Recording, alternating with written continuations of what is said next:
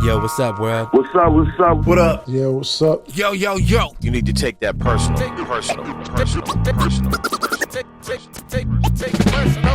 Yo, this is KRS-One. Checking out the Take It Personal radio show. Yo, what's up? It's Black Thought from the legendary Roots crew. Yo, this is that G. This is Cool Keith. Yo, what up? It's your boy Babanoy, Infamous, Mob Deep and all that. Shout out, Take It Personal. Yeah, this is the Drizzle from the Wu-Tang, and right now you're listening to Take It Personal. Peace. What's good, y'all? This is DJ Muggs from Cyber Shield. Check it out. This is Prince Paul, and you're checking out Take It Personal. Yo, what's up? This is Diamond D representing Digging in the Crates right here on Take It Personal Radio. Yo, check it out. It's the infamous Buckshot. Yo, what's up, y'all? This is DJ Premier, and y'all need to listen on. Alright? Chill. Yeah, what's good? It's your boy KGR. Y'all checking out Take It Personal Radio with my man Solar Flavor, Kevlar, Aaron Wade, and the boy DJ 360. You heard? Hey, yo, this is your boy Falmont. Yo, what's up? This is D Nice. Yo, what's good, y'all? This is Master Ace. Yeah. What up, y'all? This is Calm Sense. Hey, yo, this is OC. Hey, yo, check this out. This is Freddie Fox. What's good? It's your man, the original Dirty Mind Scoundrel, Jay with the Jam, to let you know you need to take it personal. This is Take It Personal with Redman, and we in the building. AZ. Yo, what's up? This is Be Real, and you're blazing out to Take It Personal. Take it personal. Hip-hop, the way it should be. Keep it right there, the best in hip-hop. Spinning that fly shit, you heard? Hip-hop, stay winning. Yeah.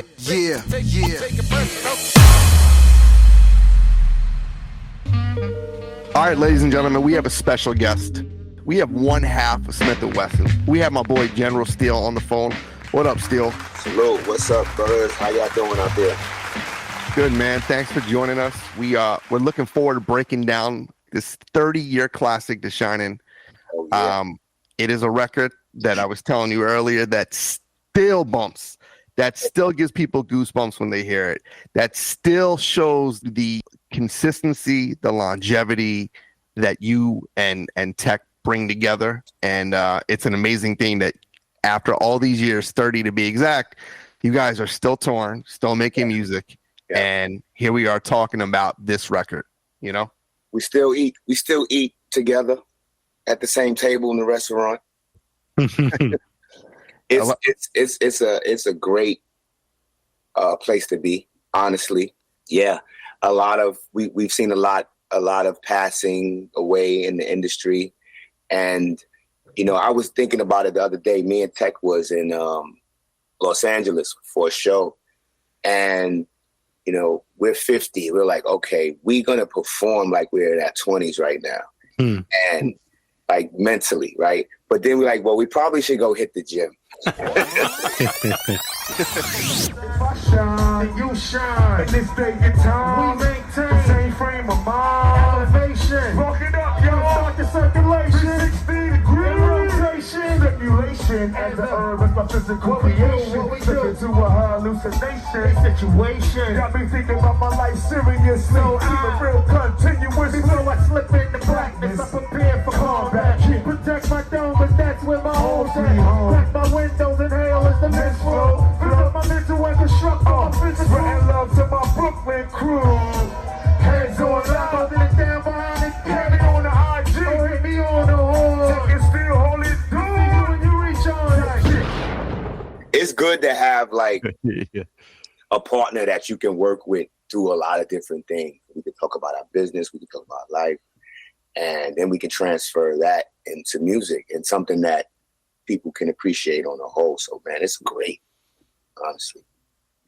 When most of us really heard you, it was probably on Black Smif-N-Wessun, Are You the Man? Off Enter the Stage. That was 93. A year later, you guys dropped Bucktown and completely changed the game. I mean, everyone was like all on that Black Moon, and now it's like Smif-N-Wessun. Who is Smif-N-Wessun? Here we go breaking day with a mad lost session. Down at Bucktown, it's Black Moon and Smif-N-Wessun. Pick up the pace, cause we're right behind you. Black the pump got X amount of shots. Take one to your back. Booyaka, Mr. Ripper did the shooting. Cops heard the shot, shit's hot cause they're pursuing. But it's my stomping ground where herds get blown down. Think of getting caught by beasts, you's a damn clown. But you teased us because you dropped that single in 94, and it wasn't really until January 10th, to be exact, 1995, where the classic The Shinin comes out. And here's the thing. You gave us a single with a B-side as good as most people's A-sides. Right. Let's Get It On is arguably one of the best B-sides of the 90s. I mean, that was the perfect combination, right? Yeah, thanks. Well, salute to the beat miners. Mr. Walt had us in the basement training us, beating us with Timberland boots. Nah, it was beautiful. We was in the home of Mama Dugard, and she allowed that madness to happen when we was down in the basement training. The funny thing is that while we were doing that and Black Moon was cooking up their thing, running around with Evil D, we were trying to determine what single to go with. And Bucktown was not the first pick. We had a song called Nothing Move But the Money. It's all about the cash, still don't nothing move but the money. We thought for sure that was going to be it. One thing that was a motivation for that is because we used to open up shows with Black Moon, and we used to use that one verse, which allowed us to go back and forth. And that was our whole thing. Of course, we were studying the greats before us, you know. So all credit due to the ones that set it up before us. Like, one of our motivations when we came up with Bucktown, believe it or not, was Know You By Nature. And, you know, how Trekkie was out there rocking the hard combat boots and big, not gold chains, but he literally had like chains, and he was hatchets. So we were like, wow, this is like intimidating. This is hardcore, right? He's hardcore, man. Right. And guys like Onyx, you know. So we like, all right, we need an anthem. Because we had Let's Get It On, but it was to another track. So we was searching for this beat, this song that we could put out. We had Recognize, and we even tried it at shows. We tried to see how people responded to it early on. And Bucktown was the one that we landed on. And like, yeah, this is going to be the anthem that changes Brooklyn. We didn't know how big the impact was going to be, but we had a mission. We was on a mission to make a statement with it. And the reason why Nothing Move But the Money did not make the album was due to the sample clearance, right? Yes, mainly, yeah. Yeah. And what we like to say, divine intervention. I mean, it's a phenomenal song. It was a chase record. Most people wanted that, and you guys put it, or someone put it out on a white label, and the DJs were playing it, but it was not on the album. So let's talk about the album. 1995, in my opinion, was probably the last year of the second golden era. I mean, it was a phenomenal year, and on any given day, okay, if you rattle off the top 5 albums of 1995, The Shinin has to be included. You have Only Built for Cuban Links. You have The Infamous.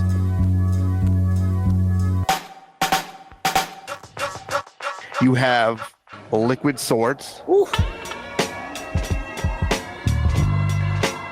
right. Like I said, The Shining's up there. And then for me personally, I'm going to go with Me Against the World because that's my favorite Pac album. Nothing to lose, just me against the world, baby. But what I'm saying is 95 was a special year. And you guys are at that top. So let's break down this classic album because like I said, this album means so much to so many different people throughout the world, not just people in New York, but like people that truly were day one supporters of what you guys were about. You start off with Tim's and Hood Check. This is like one of those smash your head through a windshield, as Wade would say, kind of songs. This set the tempo. Smif-N-Wessun out of Bucktown, starting mad truck. Raid the hard rock, we break your block down the rough. Perform a construction like a storm when we rush. Raising cane, hip shots, graze your brain. Hits ripping down like thunder pound. Make a brother wonder now what other ill shit lies underground. We got more if you want more digging, but you got to be hardcore to get with it. As a youth, some call me Tone, some call me Doubt. Now they call me Steel cause I'm rough to the bone mouth. You don't believe me, G, check my powder. Dress cold as bowls, so feel a cold bout. What up to all my cock strong troops and they boot. True to the game, staying true to their roots. That's how we choose to remain. Plus we just can't change and we won't change, still stay the same. Tim's in hood, check my crew's out to catch wreck. Run in your crib and bolt your doors to be your best bet. You hear footsteps approach as I drop the roach of the smoke. You can't react because your throat is being choked. Pull your biscuit, that's your ticket to escape. I got the trait, this my crime partner got the tray. I kick it hardcore, so these critics try to ban me. But I'm getting busy like the Black Gorilla family. Gotta meet my man at 8:45, so we could blow this town and leave the corpse behind. We ain't many, but we crazy, shady. Broke into a crib, what we did, yes, we smoked the fat lady.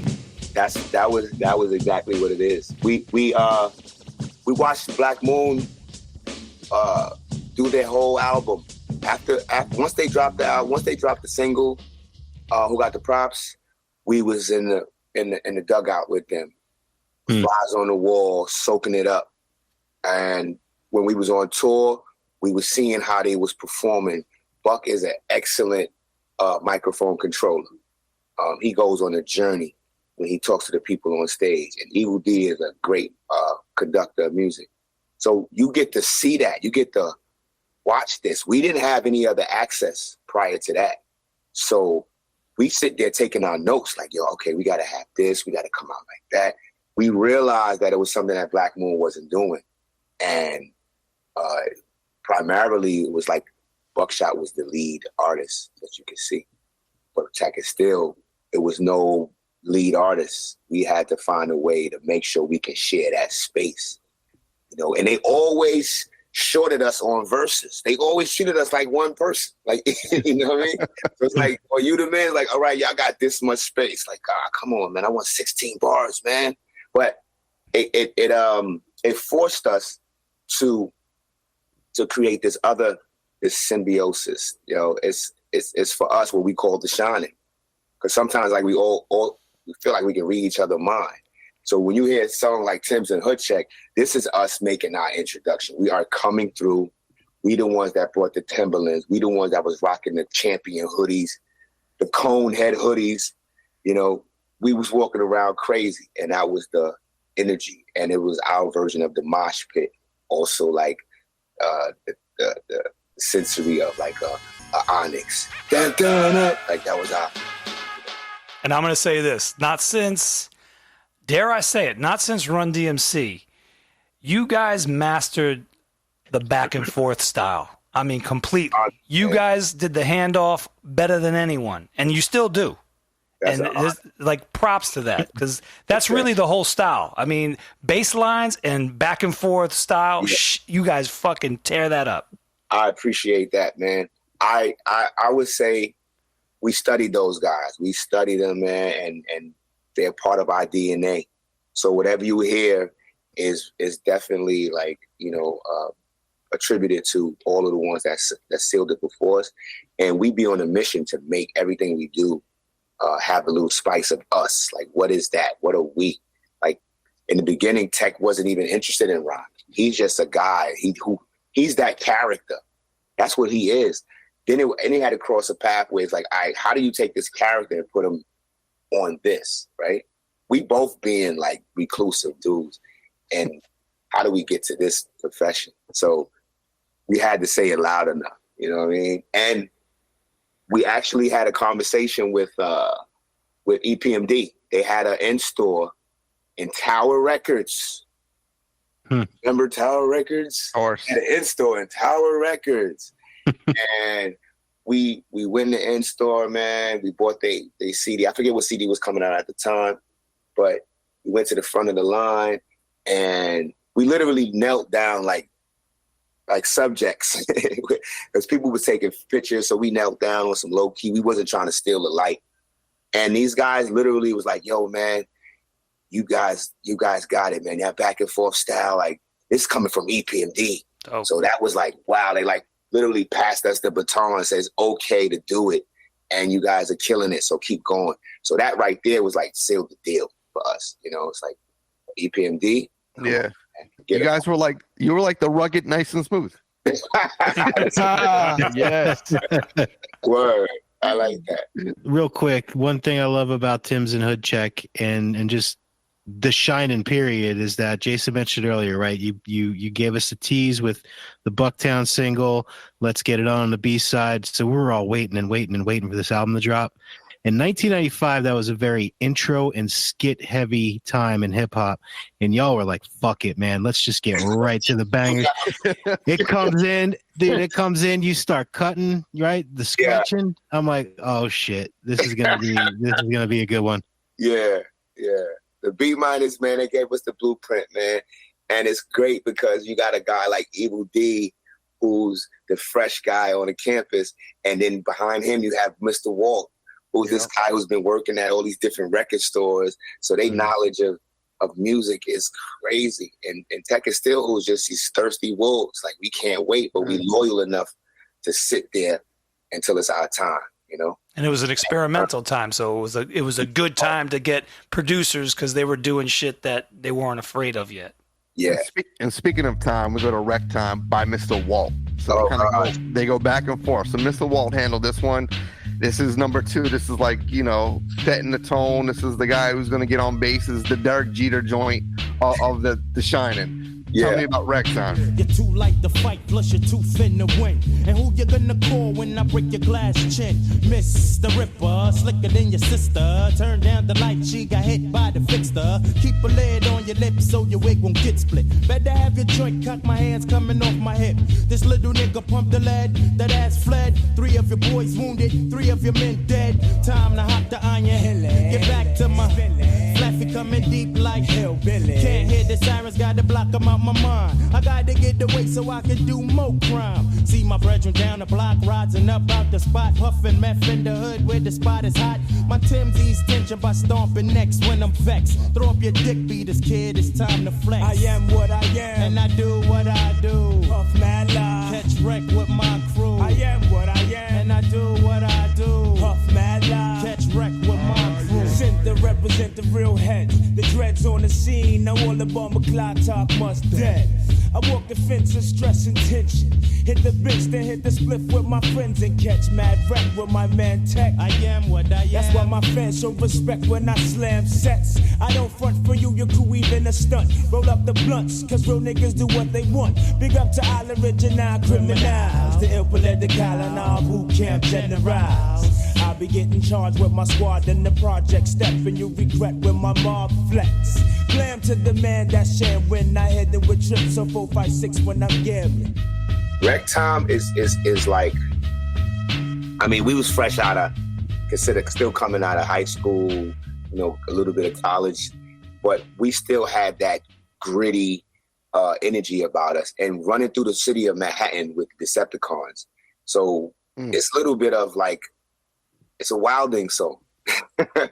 It's a wilding, so I am what I am and I do what I do. Puff Mad Lock, catch wreck with my crew. And that's it. Like, we are running around town doing the most, probably not a lot of legal stuff, but that was experimental time because it was just wreck time. It was time to just be wild and crazy and adventurous and just go. And that was for the homies. That was for the guys and the girls that was out there doing that craziness. The next joint, I think a lot of us became hypnotized by the voice of Rock, right? Oh, gosh. One time, like the beat dropped, which was Mr. Walt again, if I'm not mistaken, who did this. Yeah. And it was crazy. This is kind of like where, okay, it's like the first 2 songs, like Get Ready, and now we're buckled in. Now we're going for a nice ride. And one time was that joint. Before I lay my head down to rest, I roll up a nickel sack of sets to relieve the stress. The herb and the calisthenics do a nigga justice. Stay fit, cause I'm a slick and can't be trusted. I put up with none of them punks who front shit, even though some I used to run, but then smoke blunts with. Fuck the foreplay, let's do shit the raw way.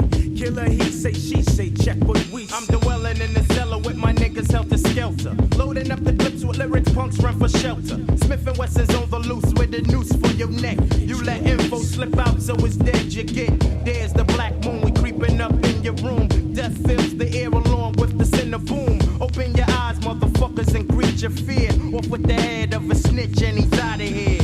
One rhyme for the snitch dropping down. One rhyme for the heads doing time. One rhyme for the crooks committing crime. One time for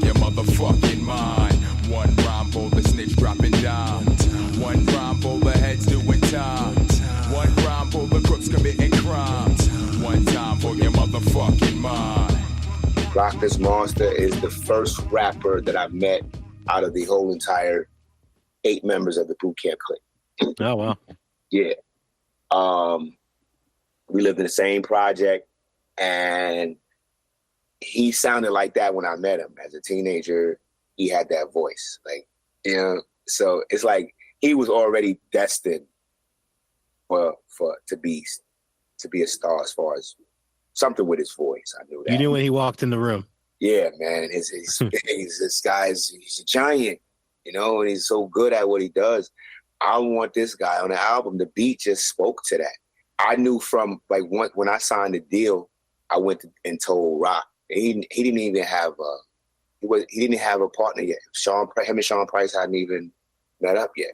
So Rock was running with us initially. Sean Price wasn't, you know what I mean? Sean Price wasn't in the fold. If he was, he probably would have been on that song as well. I don't think they were still formulating Helter Skelter as they was watching us. So it was a reality to Rock. Rock was my friend already from the projects.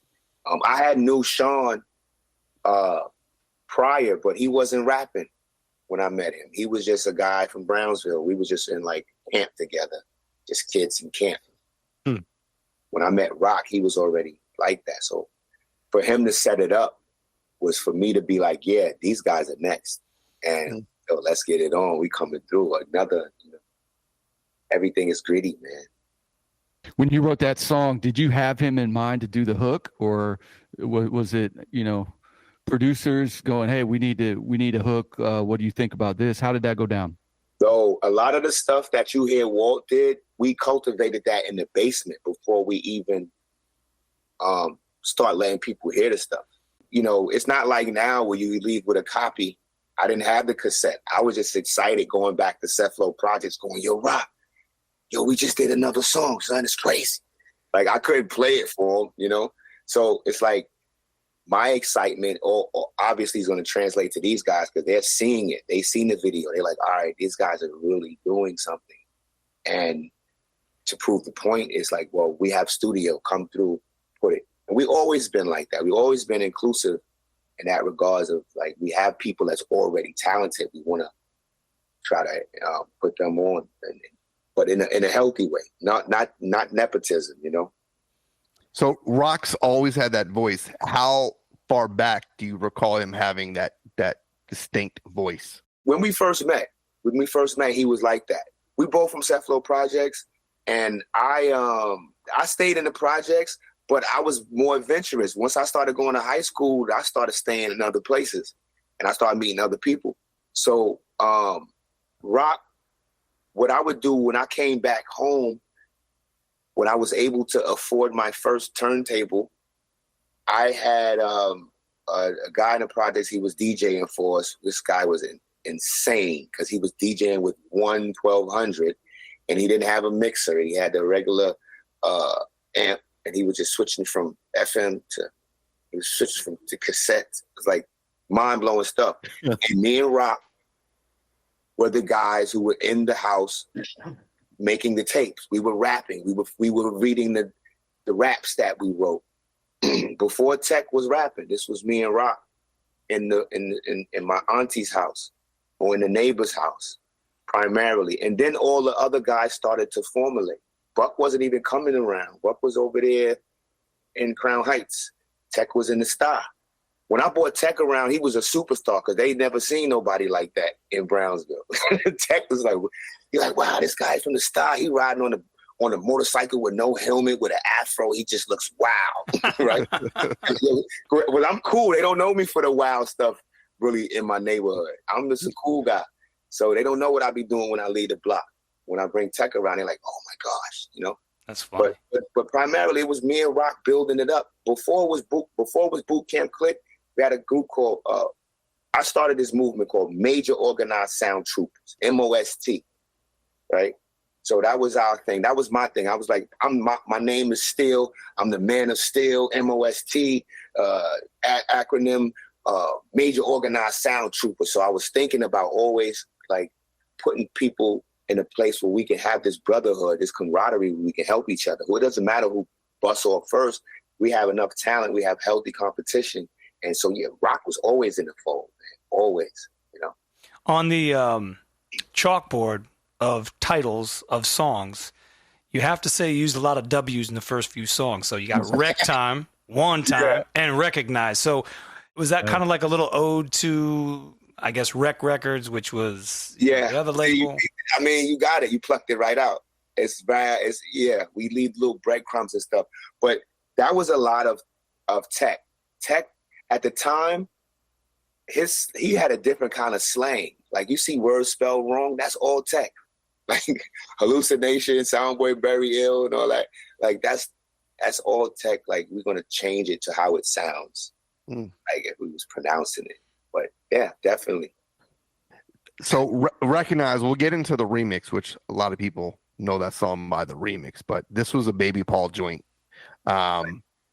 Let's kind of briefly get into Recognize before we go into Andre's favorite, which is Right Up. Yes. What up? I heard that you got a little prob with the way that we roll in the heads we done raw. Sticking and flicking the bangers, throwing them out to your neck. Another beat down inflicted by that nigga Tech. And for your backstabbers, I got the sharp dagger. And the left hook that'll cause your jawbone to shatter. Who's skilled enough to come test the weed or two? Titans from Bucktown that burn through your crew. I got the vibe from the session in the back with niggas and straps on the ground, puffing meth and kicking raps. Smif-N-Wessun coming with enough buds of skunk. Fake the funk and get found dead in the trunk. All heads realize. Recognize. Real heads on the rise. Recognize. You better recognize. All heads realize. Recognize. Real heads on the rise. Recognize. You better recognize. Back again, make room for the boom. Puffing the loud, getting high to a beat -2. Stroke my yak is where I live, that's a lot of rats. Cool champagne. Use my brain so I don't sweat that. Instead I map with a Tech in the door. My man Ruckus and Rockin' your ripper. What up, Bob? The deal's going down like this. Run up at the mouth, watch your lips, and my boots do a French kiss. Recognize, we didn't know any of these guys. So our breakthrough, I guess you could say, like, Mr. Walt is the godfather. It's our godfather. Like, whatever he said do, we did. Pretty much. We had no other training. We watched him. We watched Black Moon and we listened to Mr. Walt. And Mr. Walt introduced us to the other members of the Beat Minus Squad at the time. And when Baby Paul came in, he was excited, enthusiastic. We was just like, okay, he had a slightly different sound than Walt, which allowed us to do that. I won't say uplifting because it still was gritty, you know. But Paul was a person, we would go sit in his house and look through his records. So it was all hands-on for that. But I think it was important to do something uplifting for us. Like it was still hood, but a chant for our neighborhood, give them something to like put on their back or listening to in their headphones when they walking through. You know, all heads realize, real heads on the rise. Like still keeping in that vein of the theme. And keep in mind, like what I said earlier, we was trying to make a single, and Recognize was a consideration for the first single. So we was trying to create this theme, this call and response theme. So, you know, but Bucktown, again, we'll get to that. I'm on one speed. Well, when did you guys, so you said Recognize was considered to be a single, but then we was in the beginning, before the remix that we know of Bill Withers. Before the remix that you know, it was a consideration, and we had to, which is why we remixed it. Because we like, okay, if we're gonna do this, you know, is this beat strong enough? Gotcha. So we had a lot of stuff on the chalkboard, scratching it out, and like, you know, I don't think Beat Miners was really interested in the remix stuff. Different style drums on that one. Absolutely. I actually did that beat. I produced that beat. Interesting.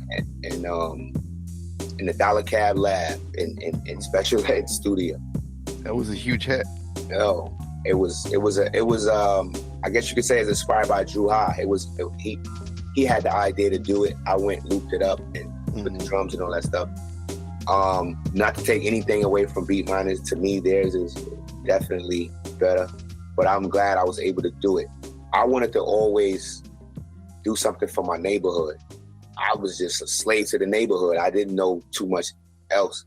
So, and you look in the beginning of our run, our 10 years, like most of our first probably 3-4 videos was shot in our neighborhoods, primarily in my neighborhood, like in Brownsville. So recognize when we did the remix, recognize we shot it. You see us on the rooftop, that's my neighborhood. That's Cephalo Projects. That's the building, that's 180, the building that's directly in front of me. You see us going down Pickens Avenue, and then we ride down Eastern Parkway. That's all our neighborhood. So that was our drive. Like, whatever we do, we want to incorporate the community, the neighborhood. We always want to let them know that we are, although we're famous and we're doing these things, like we came from here. So hopefully we inspire you to do something similar.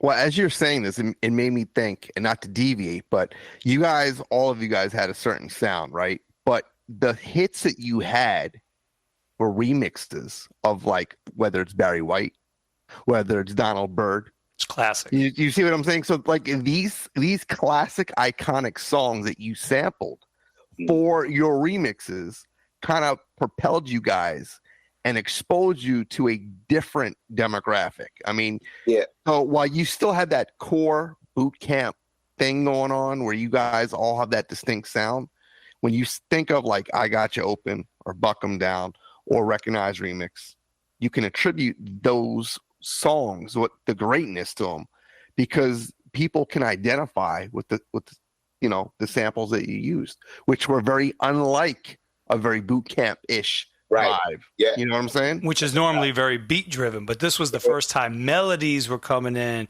and your voices were able to ride that rhythm for a change. That's the difference, I think. So this is the genius of Buckshot. This is the genius of Buckshot daring to push the letter. Because at some point we was like, okay, we have this boot camp sound. Is that what we was going for? I don't think we stepped in and said we want to have this boot camp sound. You guys put us in a box and was like, okay, this is all we have. That's not all we have. Buckshot started making music with his mouth. He started going into a whole nother journey. And he started hearing shit in his head, and then he wanted to materialize it. So that's where all the Barry White and stuff started coming. He'll hear something and hum it for weeks, and then he'll go, Evil D, I need this. Evil D is another kind of crazy genius, and he'll know exactly what this guy's talking about. And also the motivation is knowing that we need radio songs. Like, we was fighting an uphill battle with radio at the time. These got these great songs, but radio is still, not quite letting us in. And we don't have access. We got to get access to the people in order for these songs to really live. So it's where those songs came in. Buckshot was totally against creating clean versions. So when you hear Nothing More But the Money, it's 2 versions of that. It's different lyrics. So we literally created a clean version. Even Let's Get It On, we have a clean version for that. We was like, we're not going to be pigeonholed like Buckshot. We're not going to have this argument. Like, let's just change the words. We're not going to have the thing to pull back. We're not going to do that. We're going to we want our stuff on the radio. So it was an uphill fight in that regards, and we had to switch it up a little bit with the music. Plus, we listen to that stuff. We do that more than you would think. We're not just in the crib listening to some boom, boom, boom, bam, bam, bam. Yo, that's hot, son. We vibing, we listening to the sound, and that's the one thing about Baby Paul that I got from Baby Paul that I didn't initially get from Walt and Evil. Which when I went to Paul crib, he would just play records, and I'm like, holy snap. Because I wasn't really hip to sampling yet. Man. You learned to dissect all the parts. Yes. I'm like, oh, yo, can you do that with that? Yeah. All right. So, yeah. And then you guys clearly made Soundboy Burial for the radio, right? I don't know what we made that for, but I think Helter Skelter, they don't like this story because we have different perspectives. I remember Mr. Walt making that beat and saying, yo, this is for Helter Skelter. I was saying, they not working on the album yet, so why would you give them this beat? I was trying to get that track. And Walt was like, nah, I'll make it for them. I think me and Tech is the only one that remember it that way. But I was so scheming on that track. I remember sitting behind in the back seat of the van, like just listening, hating, going, oh, I hope they don't like this beat. Oh, funny. So, and you know, all the other, a lot of the sounds wasn't there. It just was dark. It just was boom, boom, boom. Yes.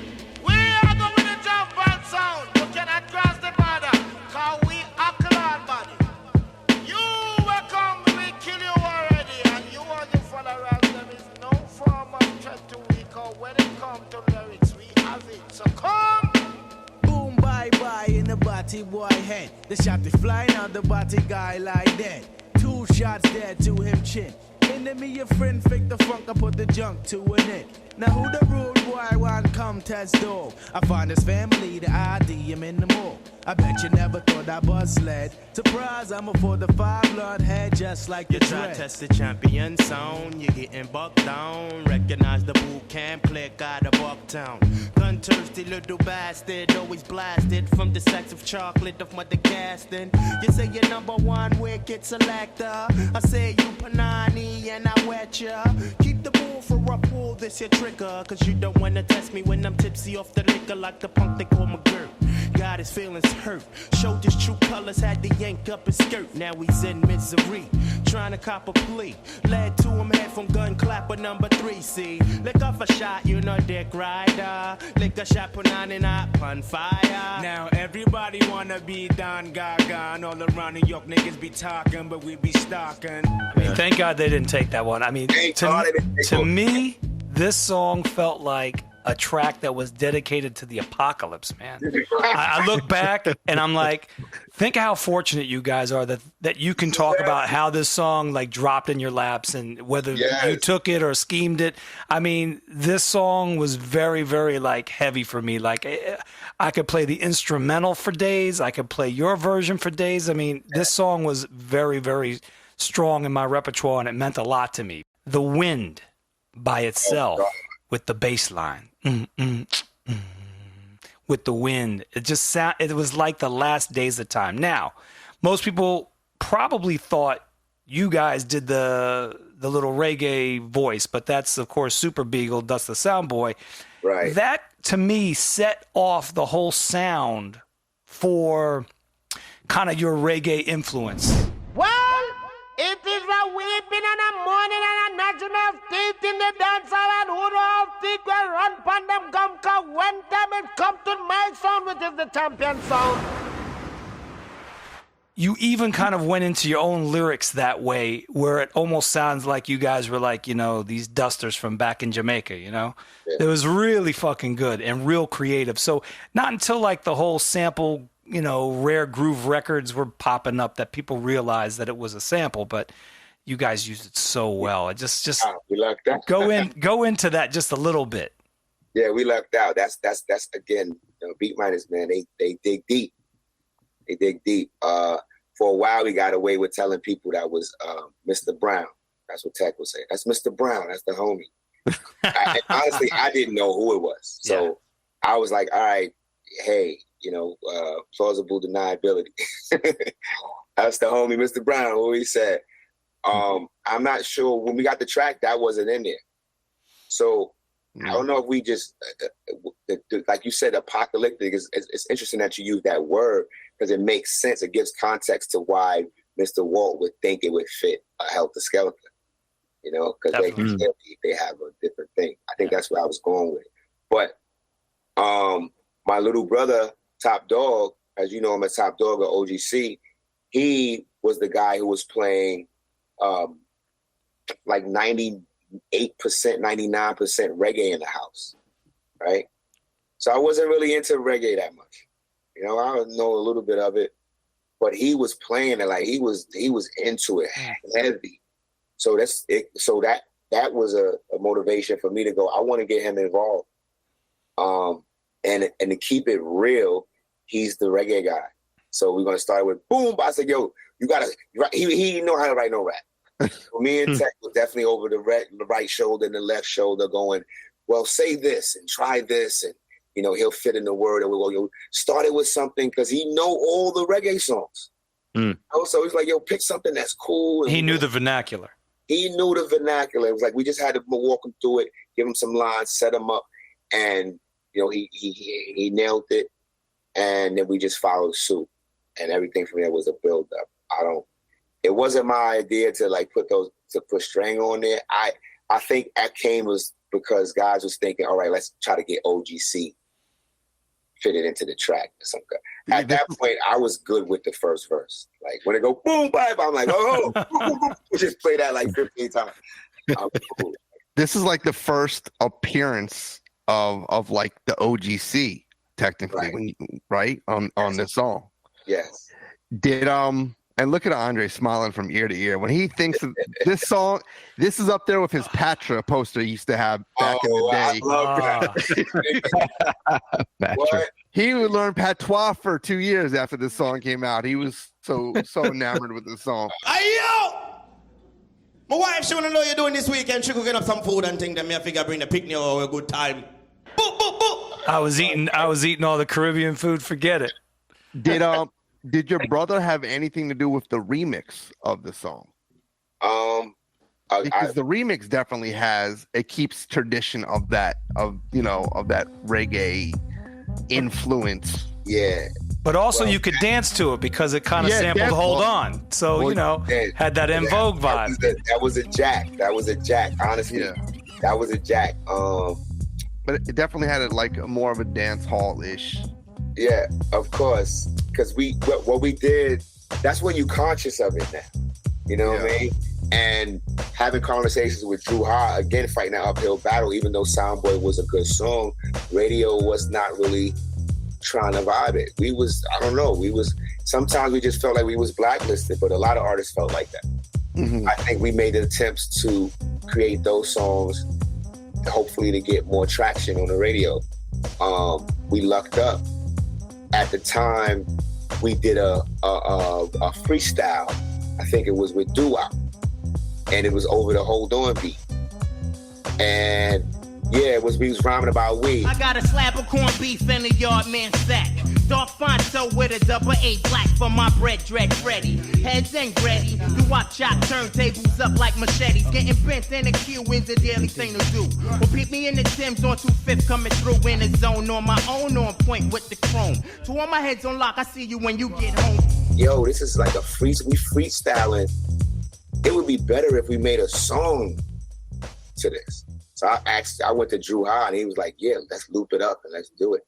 So I got 2 productions on the remixes, man. Like fun fact, I don't think you were blacklisted. I think you scared the shit out of program directors. You know what? Especially when they heard Tim's and Hood Check, they're like, okay, not safe for radio. You might be right with that one. Yeah, Smif-N-Wessun, the name was already intimidating. So In tradition of keeping it moving, the next joint is Can-Am. Mr. Walt did this one. Yeah. Those 90s horns, man. Those 90s horns. When the boom spot glows, yo, we gotta keep it moving. When your shorties act up, yo, we gotta keep it moving. When the Philly get hot, straight up, we gotta keep it moving. When shit just ain't right, yo, we gotta keep it moving. Who's that knocking at my door? I hope it's a friend of me, cause we at war with the enemy. We keep eyes out for spies out in our cipher. I'll man trife if I take a life, then I'ma die a life. Unless I control the stress. Ease up, roll off the set, get with tech. Walk around again with Mr. Brown and his Jamaican friend. Never to sleep again unless I want my life to end. Blood. Let me take watch at the battlefield. Mr. Ripper MP, dude, is killed. Any and every enemy befriending we. Don't believe the forefront of the industry. Cushion pain makes the brains feel soothing. Constant elevation, so we gotta keep it moving. Now when the set gets hot, we gotta keep it moving. And when it's time to get dough, we gotta keep it moving. It's time to big up the spot, kid. So let's get it moving. Gotta let these heads know. Time to get it moving. I don't want to incriminate anybody, but we was on a train, and we used to have these we used to go on the train and we just wild out on the train, man. It's crazy. Kids do that sort of stuff. But we used to just wild out on the train. We used to get on the 3 train, the A train, and go through the city and just go through the whole metro, just doing crazy stuff. And it's called like a lot of assaults, man. I hate to say it, man. A lot of assaults. We wasn't graffiti writers, but we was tearing the town up. And we would call it the what, right? That was our mission. We going on the what? We going on the what? A bunch of kids just wilding. So imagine a bunch of kids running past you through the city and just, we like smack your hat off and, mischievous stuff. Let's just say that. Keep it there. So this is where the concept of just keeping it moving is. Like, we had a friend who was really, crazy guy. He wound up getting locked up behind doing some nefarious stuff. And we was thinking, all right, we don't want to go that far with it. So we got to keep it moving. KIM, just stay motivated. And again, it was tech genius to go do with the acronyms as opposed to just spelling it out. That was the life we was living. Crazy little kids, man. We could have went to jail with this guy. And another thing that I think was great about this song is it kind of changed the tempo of the album. This song was like an upbeat. It was still a headbanger, but it was more up tempo, and the songs before it were a little more slower and darker. Right. And so, a lot of this speaks to the sequencing of the album, which is one of the things I really love so much about the album, is the way you arrange the songs. And we can get into that a little bit later, but a prime example of sequencing the album really well. Yeah.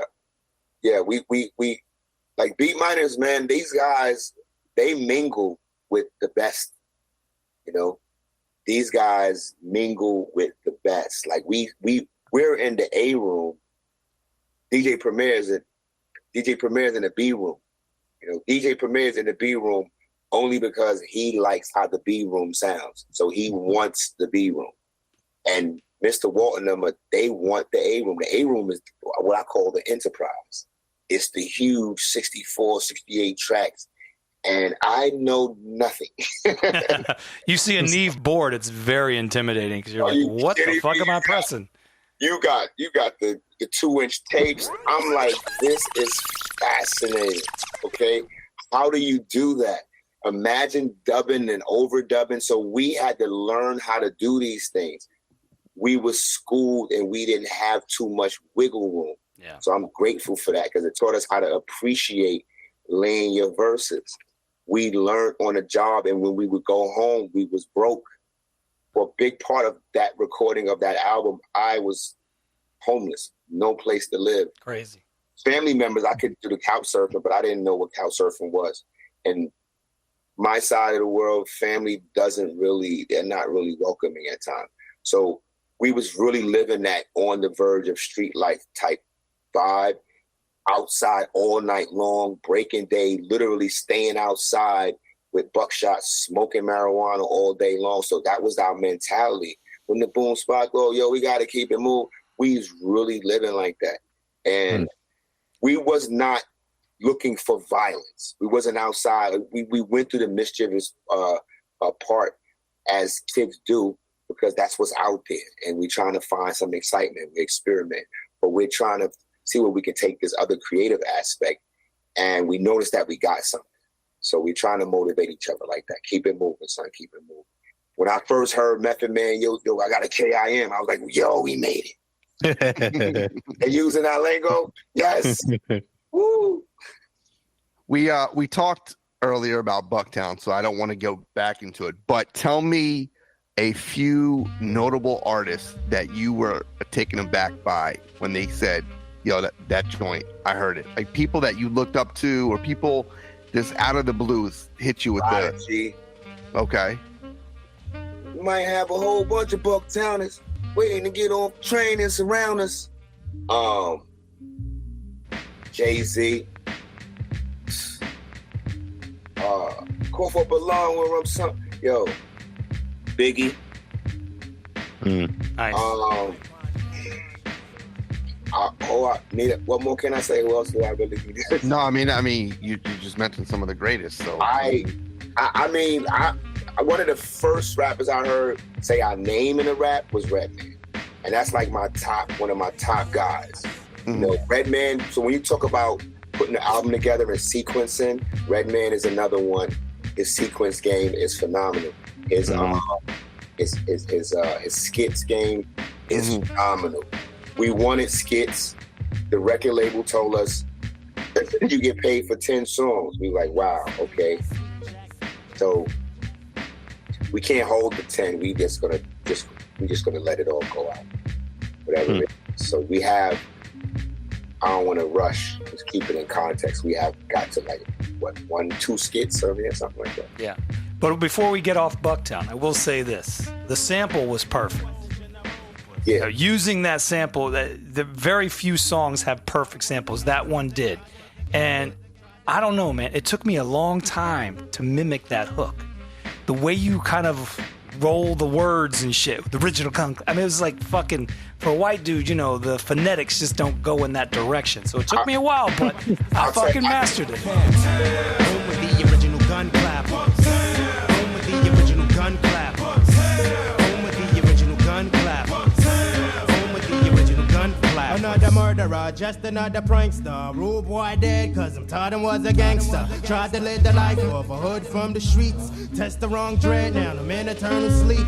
Mr. Ripper Eye, lurk in the sty. Twist up the ganja when I wanna get high. With my brethren, a Buddha session. Learn your lesson or get blasted by Mr. Smith or Mr. Wessun. Bucktown's everywhere, I swear. It's clear to me. You feel the weed, now I really see. Nightfall round the way. Original has come out to play. Puff fur break day. It's just the regulars. Every day, stay to be and I. Mind's all the way, rhymes feed the mind in time. I find reality follows me where I roam. 360 degrees back home. I'll tell you a funny story about that. Right? When we was recording it, Mr. Walt had decided to go, yo, I want to switch it up and have this guy say this part and this guy say this part. So I was in there saying, Bucktown. And he was like, yo, what's wrong with your voice? I sounded horrible because I don't know if I was caught in between harmonizing and using my regular voice. Bucktown. Like, yo, you know what? Come on. We need somebody to just say it. Just say it like you're saying it. And then when you get to the home of the original, like that's Top Dog saying that part. And I'm saying one part. So we had to really work through that too. So it's not really It was good though, man.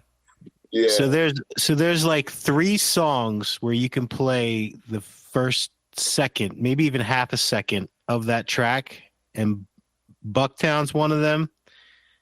Mine's Playing Tricks with that beat, and then I'd say Flavor in Your Ear. And it's right up there. Those 3 songs, all you got to do is hear half a second, maybe 1 full second, and you just Bucktown. Yeah. That'd be great for that Jamie Foxx show. Y'all ready to play? Come on, let's take a look at this next category. You know what? I've been a bad host. Okay, I do not want to stereotype. I'm telling you, I know everybody knows hip hop. I'm just kidding. Here we go. A lot of money on the board. $3,000. Hit it. I'm grateful because that song is one of the ones, like when we go, we just performed in Coney Island with Gorilla Nims, and he brought out these guys from all the 5 boroughs, and it was done well.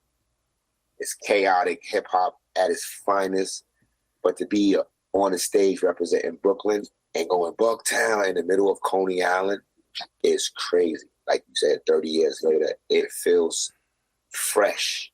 It feels huge. You know, it feels massive. You know, so I'm grateful that song traveled to where it goes because we don't have to do no other songs. And sometimes I'd be upset about that. I'm like, yo, we got mad John Blaze stuff, yo. we got 7 more albums. But they're like, let me hear Bucktown, let me hear Soundwood, let me hear, you know. The next joint is Stand Strong, which, not to deviate, but you did a Tiny Desk before Tiny Desk even became what it is today. 2018, and this was one of the joints that you did on there. And it's a dope joint. I want you to just tell the listeners, one or two things that you remember when making this joint. Daybreak sneaks upon my camp once more. Niggas drowning in blackness stretched on the floor. Breakfast is served, a killer dealer from the sky. Oh boy, I go heaven, but no boy, I wanna die. Watch the thin line of rap and reality. Get yourself hurt, even cause fatal casualties. See, let me explain. This ain't no game. The words you talk can have you coming right about your frame. You understand where I'm coming from, Slim?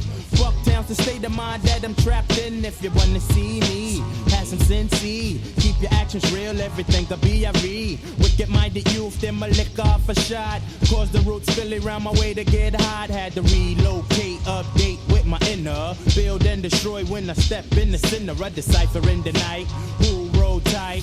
Who can't click? No doubt, that's right. Now you're singing to sad him, asking me to stop them from throwing away your sloppy double-chined husband. Mr. Ripper, I got lyrics out the Timbs. Hurt the pride so bad, make you never talk again. And you call yourself a man. I cram to understand. Never step into your business unless you got a clan. I walk around town with my pound strapped down. That's only because it's mad real in Bucktown. It gets mad deep in the streets when you gotta watch your back for the beast, enemies, even your peeps. I step to my business, stand strong on my own too. Do what I have to do to get through. If you for real and you know the deal, I do or die. And I never ran, never will. Stand strong is personal. It's like I said, I was in a place where I was, just down. We didn't have any money, but we had each other. And this is we're going to hear like a lot of the next songs that you name are going to go to that. What do you got, an Ewok on your lap? What is that? Man's about to tell a deep story, and you bring up freaking Ewok. Big, say what up. What's up? Sorry. More. It's an Ewok. Nah, but it was rough times that we was going through, man. So that's like, just trying to have these themes that can inspire us to stay on it. I can't remember the exact year. This is where Tech would be like. He's like the Wolverine of this shit. He remembers like stuff, a lot of like key points. But I know going through this hard space for us, and it seemed like a lot of I guess adversarial shit. Going to the studio was not fun. I mean, it was fun being in the studio, but like we was literally still doing shit like hopping the subway. Wasn't rolling in the Cadillac. We wasn't getting picked up in the cab. We was sharing a hero sandwich. We wasn't in no green. We didn't know nothing about what it was supposed to be. We just knew that we wanted to get to work.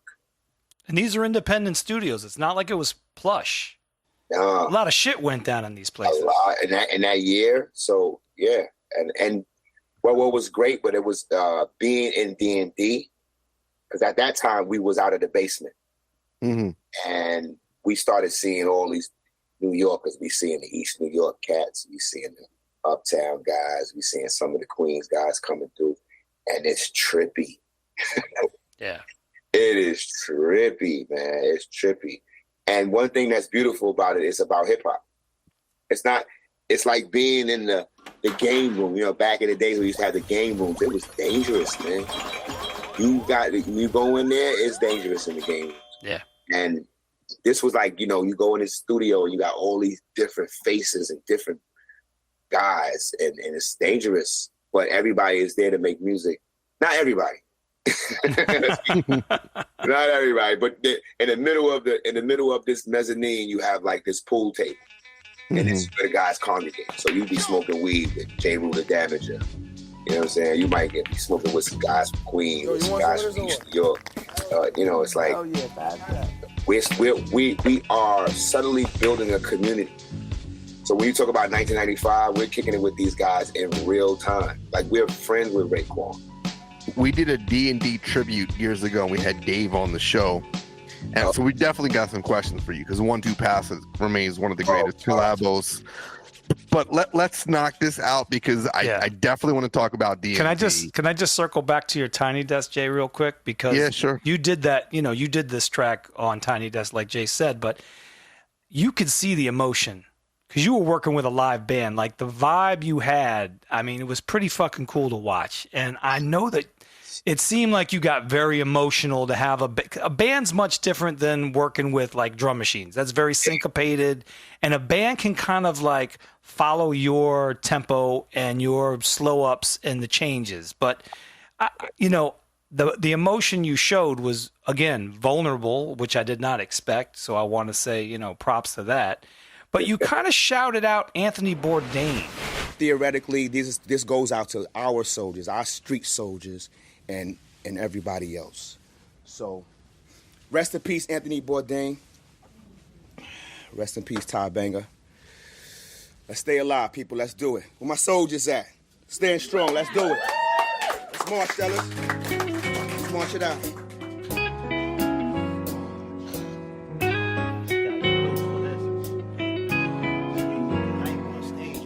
Walk around town with the pound strapped down. That's only because it's mad real in Bucktown. It gets mad deep in the streets when you gotta watch your back for beats. Oh! Daybreak sneaks upon my camp once more. Niggas drowning in blackness stretched on the floor. Breakfast to serve the killer dealer from the sky. Hard boy go heaven, but no boy want die. Watch the thin line of rap and reality. Get yourself hurt, even cause fatal casualties. See, let me explain. This ain't no game. The word you talking have you coming right about your frame. You understand where I'm coming from, Slim? Bucktown's a state of mind that I'm trapped in. If you wanna see me, have some sense. Keep your actions real, everything I be I read. Wicked minded, you're the look off a shot. Cause the roots really ran my way to get hot. Had to relocate, update with my inner. Build and destroy when I step in the center of the cipher in the night. Who roll tight, my who can't click, no doubt, that's right. Now you're singing a sad hymn, asking me to stop them from blowing away your sloppy double-chinned husband. Mr. Ripper, I got lyrics out the Timbs. Hurt your pride so bad, make you never talk again. But you call yourself a man, cram to understand. Never step into your business unless you got a plan. You're like, this is for like, these are for like my people in the streets doing what they do. But I want to shout out Anthony Bourdain. Did you have any connection to him, or is that just like a shout out of the dark? I just like the guy. I watched the show. We did a concert in New York, and he was there, but I didn't get to meet him because a riot broke out. This is when we was getting into it with the police and all of that. And like, I was so angry. Like, I was like the riot, but I didn't meet Anthony Bourdain, man. Like, come on. And I like to cook a little bit. More so, I like to go out and experience life. And then I started to find out that he was like he had a rough time. Like, he was going through some rough stuff. You know what I mean? That was a parallel I was trying to connect. Yeah, man. I didn't know that at first. Maybe that brought it to me. And it's like something I noticed about it, but I was already, it drew something to me. So to this day, I'll be outside. I'll be like, yo, I'm Tony Bourdain, man. I'm still outside. I'm trying a new food. I'm going to the trucks and seeing what's good. I'm doing my little vlogs. That's cool, man. Well, I'm trying to think, because the Tiny Desk that you did, it was in 2018. Like I said, it was back before Abby blew it up to what it is today. Yeah. And Bourdain died in 2018. So could it have been you acknowledging him? Yeah, it could have. I definitely cried when he passed away. Word. It could have. I'm just not good with the times, but yeah, about right. So the next joint, we're actually at 9 of, I think there's 16 tracks off this. Shinin and Next Shit featuring Buckshot. This is like the first time we hear Buckshot on your record. Evil D and Walt co-produce it. Yeah. Give me a story about Buck and why he was on this record. Yeah. Duck down in the house like this. We doing it like this. On the bar, Marty blunted tip, you know what I'm saying? Ha. Original crook style. Like this, that old next shit. Block eye, that's my alarm clock, a shot. Emptied out the clip of a hooded kid's clock. Out on the mission for the green with his team. Twisting up buds, puff it on blood sedine. Always red eye with an evil scheme in mind. Pulling off stings with his partners in crime. Not a care in the world, he's seen plenty stiff bodies. Running up in spots with the calico and shotties. Lounging on the strip with his Timbs and his meth. His right hand span on his side to the left. Never leave the joint without packing the burner. Got the street smart team for killer be murdered. It's no relaxing, just taxing. Stone is the way of the walk when you're blacking. Supporting habits is getting too hectic. Gotta kick it with my son about some old next shit. Pressures be building in my mind sometimes in ways that have me counting the many reasons why crime pays. I think about the hustling game. Should I maintain or flip and just shift to the fast lane? We got 'em all. But it takes dough to make bread. We working with cement, trying to make bricks. Time to make a call and get on the ball. Can't front, G, cause we won't be the ones to take a fall. Heads recognize me, so they might supply me. But if they try me, that wouldn't surprise me. But I and I keep eyes open for those who lie scoping me, hoping we won't survive. In New York, shit is real. So stone is way out the wall.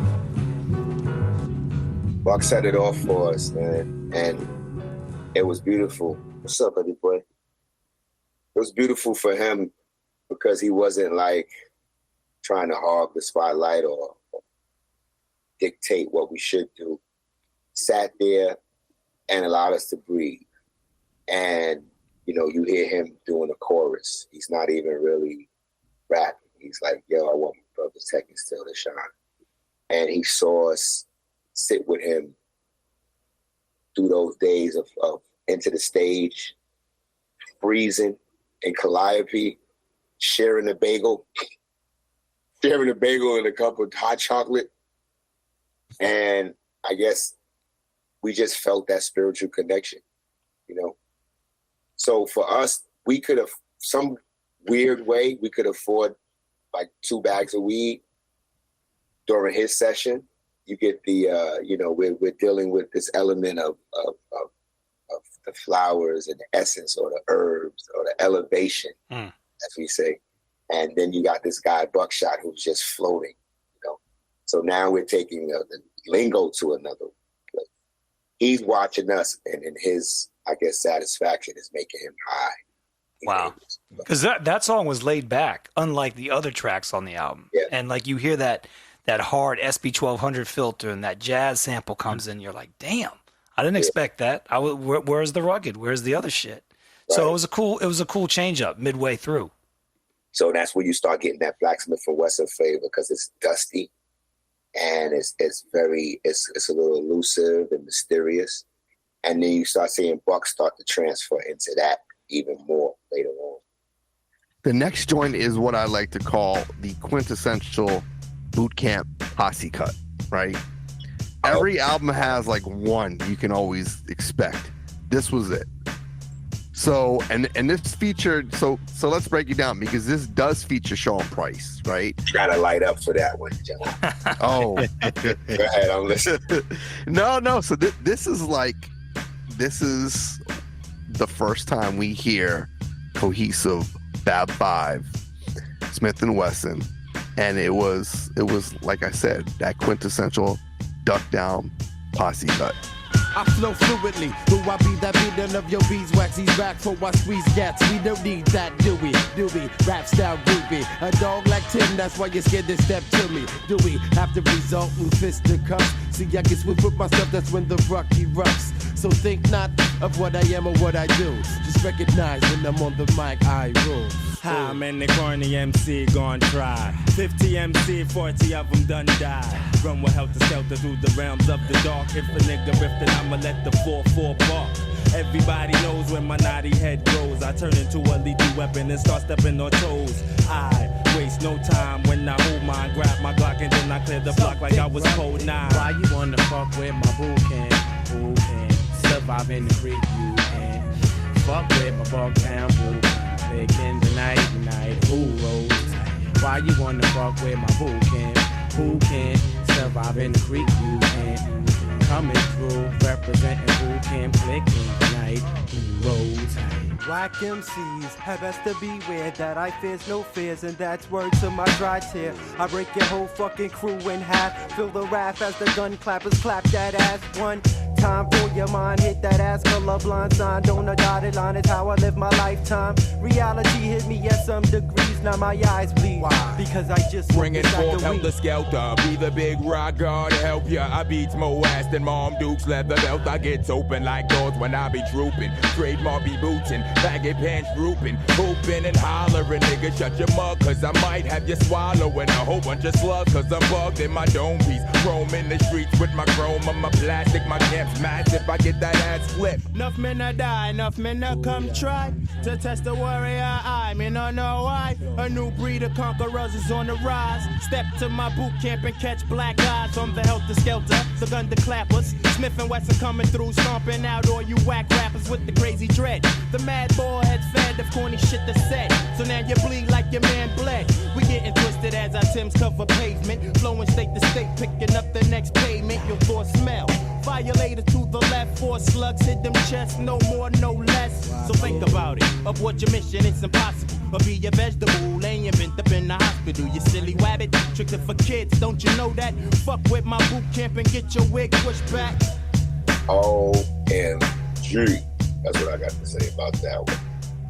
I couldn't wait to put my friends on the song. I could not wait. These are all my friends. They're all from my neighborhood. Like, for me, this was like me spiking the ball. I'm going to take this moment for myself and say thank you to the people that made me who I am today. And it's these guys. Because when I got with Buck and we started building the friendship, I always talked about these guys. And I knew that I couldn't bring them around until we made enough space at the table. You know, some guys, they get anxious and they like, yo, I'm ready. We had to cultivate the relationship, which was important, which I think is why we can appreciate the camaraderie more than just going, hey, I know some rappers. Like, these are my brothers. Top Dog is my blood relative. We lived in the same house, and I think he broke a lot of my Star Wars toys. Matter of fact, but I'm not going to paint it all on him. But I will say it feels good to share success with your loved ones instead of going, yo, look what I have. So being able to bring them to the studio and let all of these guys do their thing and just have this opportunity to just splash. Now that's a reality, or I can say a dream come true, you know? And in comes the shit where you have like Nervous Records going, you know what? You can't use this song. What? Nope, you can't use this song because these guys are not signed to the label. Just sign your life. I mean, your name on the contract. Skirt. We was not aware of all of the red tape and the fine print stuff. We thought we was making great music and just, you know, just building off the sound and enthusiasm. And we're going to bring these guys into the fold. In our mind, they might even sign. We don't know. But Nervous gave us this border, and we dealt with that accordingly. We was able to get past that, yeah. Oh, another fun fact about that song is when it was time to mix it, we wanted to mix it like us, the artists. Keep in mind, we don't do that shit. So Evil D was not really digging that. He was like, yo, I can't. He was so perturbed. He had to leave the control room. He said, you know what? I'm out. I'm going to stand over here. You guys do your version, and I'm going to do my version. So we was in there on, can you imagine the board at the time? Like no. Of course, we had an engineer, but we didn't know how to work it. The engineer was navigating us too. But we wanted to drop here, drop this, come here, change it when Louisville comes in. Evil D was like, that's not supposed to go there. That's supposed to be. He was like, nah, we got to switch it up. It's like 8 guys on here. He was pissed, man. He was pissed. But ultimately, we won. Our mix was triumphant, and we get to hear these guys just go ape on the track, and it was beautiful. So if I'm piecing this together properly, because of you and Tech's batteries in your back and your love for your friends in hip hop, you all really pretty much created the BCC. Like it was Buckshot, right? And y'all were part of the Enter the Stage album. Yes. But you all took it and made that shit grow, right? You are brilliant, my friend. and Buckshot would attest to that.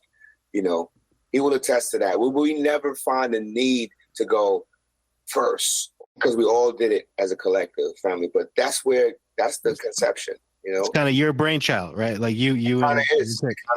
It kind of is. And that was tough because Buckshot. I try to tell these guys living in New York at the time.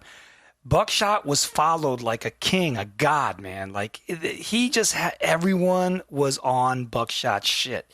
If he went to the left and everyone was going to the right, believe me, they were going following him. Bro, let me tell you something. Guys love Buckshot like he's a fucking action figure doll. Like they want to take this guy home. Like they love him. Like everybody, I seen people give him so much love throughout the industry. Guys that we look up to, big guy like KRS-One, that's his friend. I see these guys are cool. They hang out. They talk. Snoop Doggy Dogg seen Buck and was like, "Yo, shorty, yo." Like it's incredible how one day Eminem, Jack the Rapper, or How Can I Be Down, one of those, and Nas walked past Buck and was like, "Yo, man, I be wanting to rhyme like you, bro." I almost fainted. That's crazy. But I understood what he said because it's that when you get that mysterious flow, and I think we helped birth that by bringing our whatever our seasoning was, and Buck finding himself through that as well. So it was a beautiful symbiosis, man. It's great for us. Everybody, when you said Buck would go left, everybody would follow him. That probably stopped around the BDI the Thug era, though, right? Yeah. That album didn't have that wasn't like that wasn't what people were accustomed to when it came to him. And it sounded like, I don't want to go off, but just because you had mentioned it, Dre, it sounded like he was almost conflicted on the artist he wanted to be. That might be true. In the beginning, it was a very different thing, man. He was the nucleus, and I'm telling you, if you went to a show and he was there, or you were in a cypher and he was there, or you were at the New Music Seminar or whatever, they followed him like he was a god, and they didn't have that in hip hop yet. I'm telling you, there was something about him, and they all circulated. He breathed new life into like New York hip hop. I saw that. I saw that as well, and that's we never tamper with that. We never go, all right, well, he's not the boss or the leader. Buck is the boss. That's his name. And that BDI Thug is birthed from hanging out with Tupac. Well, I was going to say, Pac had that effect because if you think about it, very infectious. Tretch kind of switched things up a little bit after that relationship as well. So, but we don't have to go all there. Let's go to probably one of my favorite songs off the album. This is a song that is, to me, the epitome of elevation. When you listen to this song, you feel high. It takes you to another place. This is probably my favorite Evil D joint outside of the classics we were talking about, but Hallucination. Let's talk about this record. It is arguably one of the best on this record. Probably, I don't know, maybe this is a hyperbole, but one of the most slept on in the entire catalog of, let's see, the Boot Camp Click. Like, this song is so good, and I don't think it gets the accolades it deserves. But let's talk about that now. Sitting on the toilet, shit and puffing the dough. Strobe light effect, everything's moving slow. Slip into a deep zone, the sound at the phone. Bring me home, stagger to my feet, emotion toward the photo. What up, nigga? Check out this proposition. There's money to pay, and I'm in the mood to go fish. Whatever, nigga. Give me time to wash my ass. My habit itching all day, feeling for the gas. Do what you gotta do, cause I'm on my way in the car. Cause when I get there, yo, we oughty like tomorrow. Right, easy. Now I'm off to the south to get more info on this dough I heard about. Gotta make sure everything's secure. Can't let me and my man let this grand slip past our hands. The man's out heavy today. I hope they don't try to get in the way of our pay.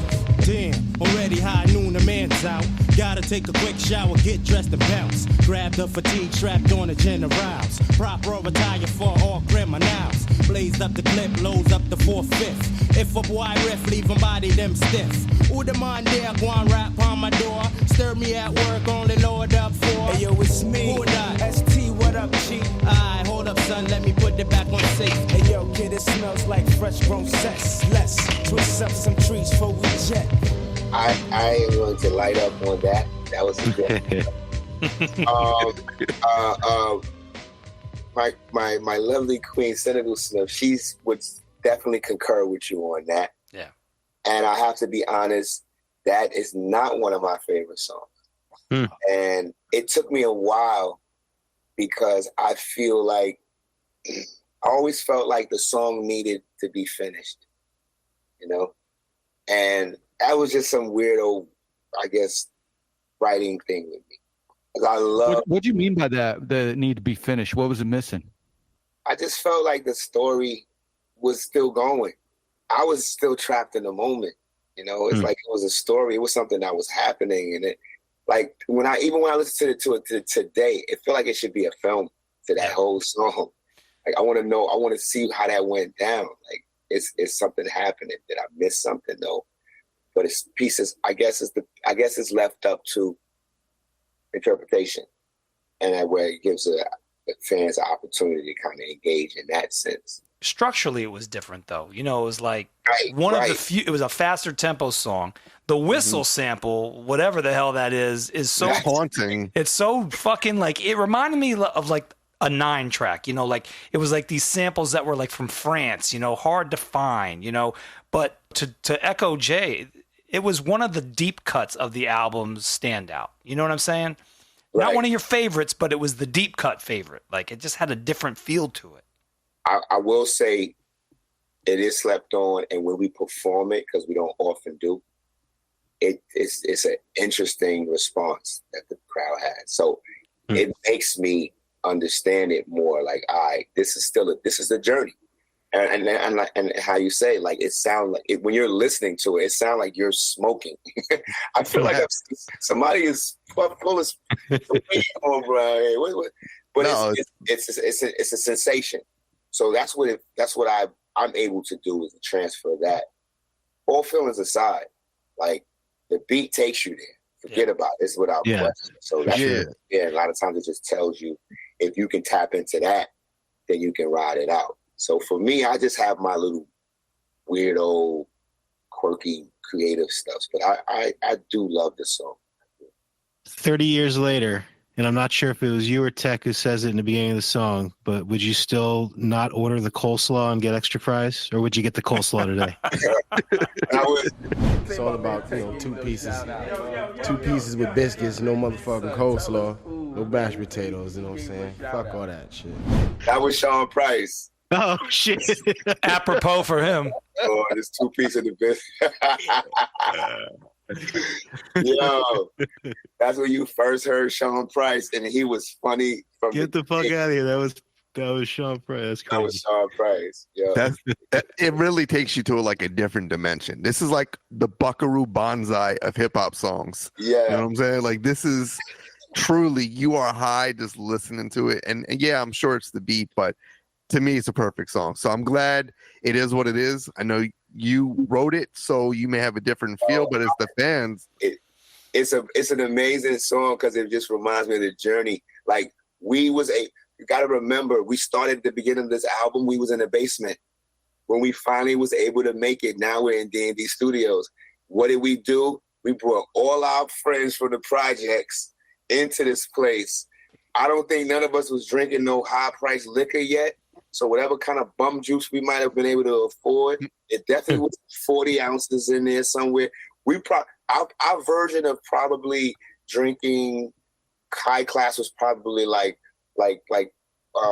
private stock, like we're not gonna do OE today, but we always was smoking. So for beat miners, they never saw that. I'm gonna go as far as say Buckshot. He wasn't seeing that either. Once the Cocoa Brothers started bringing all that marijuana around, and we started getting high in the studio. We started spending the night in D&D. Like we booked the whole room for like the month, and we were sleeping in there for real. So Walter, Mr. Walt was a scientist. He was able to tap into that and be like, you know what? I need ad-libs. Everybody get into the room and just smoke weed and talk. I'm gonna record it.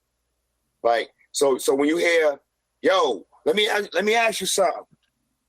So Dick Rise ain't supposed to get on this. They just supposed to hear this, right? Like he just running the tape. These are a bunch of kids in the studio. Yeah. Like they don't know what this is no setup. But like I'm gonna say this, and then you're gonna say this, and then we're gonna say that. Bruck is like he's flipping off. Like record it, let's go. The only thing that's set up is the next one. The next song. I ain't gonna rush. Poor Dave and Doug. They must have had a heart attack while you guys were running rampant in their studios. Nah, but you know what? Dave had some good marijuana. His marijuana was better than us. And you guys knew where to go, so that's a big one. Him, Primo, they had the good marijuana. We still had the cocoa split, the chocolate and all of that. We wasn't even going we wasn't even into the terpenes, and Tech had to go uptown to get all of that. He used to say he kind of like it was like a carrot dangle. Like if he had good weed, a lot of the artists would want to go there to record. Yeah, that's true. I think he did say that. Yeah, because he had Primo. Primo was locked in. Yeah. I don't think Primo was recording anywhere. Anything Primo did, he did in D&D. Mm-hmm. So it's like the appeal to that is like, wow, I'm going to be in a studio that Primo records in. You guys are talking about weed. It just reminds me. I used to watch this public access show back in the day, and you guys were on it talking about like the Cali weed not being good. There was this bald guy with like the big goatee. I used to watch him all the time. He always had hip hop dudes on. He's like, "Yo, we're here." Okay, this is Indies and Exposure, your hardcore hip hop wake up call, and we're here with Smif-N-Wessun. Got that chocolate brown shot. Smoke a little bud. Yeah. Talking about their new CD. Check it out. Shinin. 14 cuts of pure hip hop listening pleasure. For real. Cause just as the herb you inhale the vibrations of the music. Tune, strictly rhythms, Strictly rhythms, the vibration. And over the vibration, you hear the voices of Tech and Steele. Steele myself. Aye, man. Tech my partner to the right. Also on the Shinin, we got our family, the boot camp family. We're here with part of the boot camp clique. I forgot his name though. You know what I'm talking about? Bald dude. Like, I know you're talking about, but I can't remember the name. But you were talking like all down on like Cali's weed. You're like, fuck Chronic. Chronic is shit. They can't fucking compete with what we got. I'm telling you. They're like, yo, we got this. And they're like, it was funny, man. Now they can't go back to Cali to do this tour because you just fucked it up for them. Nah, let me tell you something. We just came from Cali. I know. And the weed out there was incredible. Okay? That's what I'm talking about like us being a slave to your neighborhood. Like, it's a good thing and it's a bad thing because initially it allowed us to hone in on what we knew and talk about it organically and transparent, where we wasn't trying to be these rap guys sensationalizing this story that we didn't have no knowledge of. Like, we was talking about the stuff. We was running through the train. We was running through Manhattan, Brooklyn. We knew it was scary to go to the Bronx. You got to go to the Bronx. You had to be safe and go there with a purpose. We knew the lay of the land before we was talking about gangs and stuff like that. That's what you hear in the Shine. You hear that Brooklyn stuff. You hear that gritty New York noisy train. You hear sirens and stuff like that. And then when you put those guys and you ship them over to like LA, we have no knowledge. The only knowledge of LA we have is watching the movie Colors with with Sugar Pen. Yeah. And it's like, wow, you think everybody with a red or blue is a gang member. It opens your palette. and it goes, wow, it's not what you think it is, right? So when you hit that first Cali weed, you're like, oh, snap. This is different. So this is why Snoop said, y'all smoke the dirt. We over here thinking we smoking some Jamaican weed. Some of it is yard weed. The yard weed is, grew in the yard. And then you got, wow. So now weed is a whole nother experience now. Marijuana is a whole nother different. Crazy. Track 12, Home Sweet Home. Baby Paul. Bringing in that sample again, Roy Ayers. Yo, and this is the birth of the cover right there.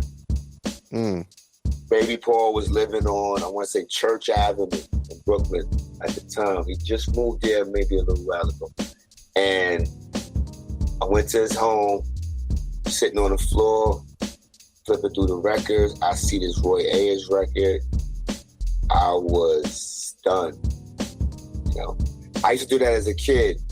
My dad had the records. I would flip through the records, and it was a lot of different things and the pictures. I always was fascinated by the artwork. Great covers back then. Yeah. So that Roy Ayers was like, and I stick with it. I took it to the team, and I said, this right here should be the cover. We could do this. We doing it like this. Check it out. This is the story of a place that we call home, where the kids pack heat when it's time to roam. Everybody's on a scramble, life's a gamble. Hopping on the white horse, trying to get a handle on the fast pace that we call the last race. Step with precaution when you enter this place. We got a spot on every block to make your dreams come true. Just come correct with the snaps is all you do. Don't come crying broke, still trying to cop the dope. What parts of no do not you understand, bro? We can't afford to take shorts or be playing sports. Empires need to be built, Mac 10s bought, or even caught from them deceased ass hustlers. And we still got the pound for y'all living motherfuckers. What goes around comes back to the roots. See you at the revolution in Crooklyn, true. I'm on a nightfall on stroll right now through FAP, you know what I'm saying? I'm about to pick up the skunk Philly right here on Lincoln. Yeah, I'm gonna see you over there when I get back. Nah, I'm on the cellular, you fool. Yeah, alright. Yeah, I'm gonna get some of mine stuff too. Alright, easy. Another day, another dollar debt. Pigs rushing the crib to catch a collar. Now I'm fed what I face now. Me and my peoples taste round, stay your face down. While K9 sniffs around, what they found was irrelevant to we cause they were sent to represent and cause a ruckus amongst us. Now I got more pigs rushing, we handcuffing me, taking hold of we into custody. For questioning by some wire wrestling in peace. After going through the bullshit, we get released to hit the streets. Where the war's still on for all of y'all, cause they kept rule locked behind the wall. No time at all to fake no jacks. Perhaps when the gap's been, niggas won't even know what happened. I'll be glad when my man come home, get in the zone, motherfuckers grab your chrome. I was stuck on the MOST. I was stuck on helping everybody kind of get into the bowl. This is for all of us. This is not just my time, next time. This is for all of us. So I'm like, yeah, I want to jack that. And also, as I'm listening to the songs, and I heard Home Sweet Home, I mean, we live in Brooklyn. Yeah. I'm like, come on. Yo, we got to use that. Did you guys have that before Diggable, or was that kind of simultaneous? I forget. I think it was simultaneous. Because I don't remember bumping that. Like, I feel like that was like a fresh pack for me. Seeing the record, hearing the songs, and then it was organic for you. It wasn't like a plan. Organic. I'm sitting in someone's crib and on the floor, flipping through records like it's Christmas, going, oh wow, oh my God. I'm not a DJ, but now I'm channeling like what I used to do as a kid, and I'm learning, I'm absorbing this fascinating information and applying. And it's crazy. Brooklyn. He said, Brooklyn, we gotta use that. How can we? And I'm sitting with Baby Paul, and he knew what to do. Speaking of Baby Paul, he actually did the next joint as well, Wipe Your Mouth. Oh, snap. You know what? I always forget about that song. That song is not even supposed to be on the Shinin. It doesn't sound like it either. This song is like the one time for your mind of the album. You know what I'm saying? Was this at D&D as well? Because it sounds like someone went in and stole like a sample out of DJ Premier's drum machine. That's what it sounds like. It's different. That's what Baby Paul always brings to the table. But that was fun. At some point, it's like, damn, you know, we're running around and we're having fun. You know, we're not counting big bucks and bags of money, but we're doing something that we love and something that we never really kind of like thought would get kick off like that. That's a fun song for us. And yeah, all the lyrics is just still close to heart and what we talk about. Walking down the street, watching you, clocking me. Could it because I'm magnetic? Yet it gives me a fucking headache. Cause it's pathetic when niggas jump on your dick to sweat it. Bet it gets hectic when I said that off. I suggest niggas stop stressing. Smif-N-Wessun. From the corners of my red eyes, I peeped you, but you don't know. Cause I rock my rag real low, move slow. Cause you might get moved on. Can't even get my cruise on without niggas putting they screws on. Shit ain't cool, son. Cause soon one day I feel I'm gonna have to lay somebody for real. The deal is, the still is strictly business. So when dick riders slide around, I dismiss shit and get with boot camp click. How we flip shit on the regular, forever stay on our own dick. Lick up a shot, you know dick rider. Lick up a shot, you twist up ganja. Lick up a shot, you know dick rider. Lick up a shot, you big money spender. Lick up a shot, you know dick rider. Lick up a shot, you know follower. Lick up a shot, you know dick rider. Lick up a shot for Jarastafari. I'm pulling your coats to the side of the block we've all been to. See them on the corner when you're looking out your window. The dick riders on Dick Riders Boulevard. Use that's large, ain't even gotta look hard. You got a couple probably at the crib as we speak. In 90 now, ain't no room in town for the week. Don't laugh though, stress will make a nigga hurt something. Proceed to get some yard weed, cause the dread is pumping. And as I approach, I'm greeted by my cuz Roach. What up, you high ass nigga, yo, your shit's the dope. And then he just Kim, keep it moving, damn. And now here comes the dick rider screaming, you the man. Until I turn my back, bet they quick to grab the gat. The head dick rider said, I know where we live at. See, that's what I'm talking. Sucking dick while you're walking. Now use the target of the boot camp stalking. Keep in mind that I'm still kind of like this recluse guy. We still like coming off and running with Decepticons. Decepticons in New York City is still a notorious gang. Some of these guys still got charges and things of that nature. So when you see me with the bandana, that was just me trying to hide my face. Somebody saw me and like, yo, that's the guy that, well, you know, we got beef with him. We gonna go to a show and kick his ass. So I'm just like this. This is General Steele. This is still the we see me on the street. But one day Drew, I was like, yeah, you're a good looking guy, man. You gotta come on. The ladies love you, man. You gotta show your face, man. Well, you went from sleeping on couches to sleeping at D&D to sleeping in your own bed by the time the album came out. Like there's that transition of growth of an artist. And as we get towards the end of this, we got, like I said, one of the greatest B-sides of the 90s, Let's Get It On, featuring Rock Again. This is let me ask you this question. When you decided to put out Bucktown as a single, how many other songs did you have to use before you decided on Let's Get It On as the B-side? Well, Let's Get It On was one of the first songs that we did. Okay. And, you know, sometimes it's a thing with that first song. Sometimes you fall in love with it. It just hits a groove. And what's funny, I remember recording the first demo.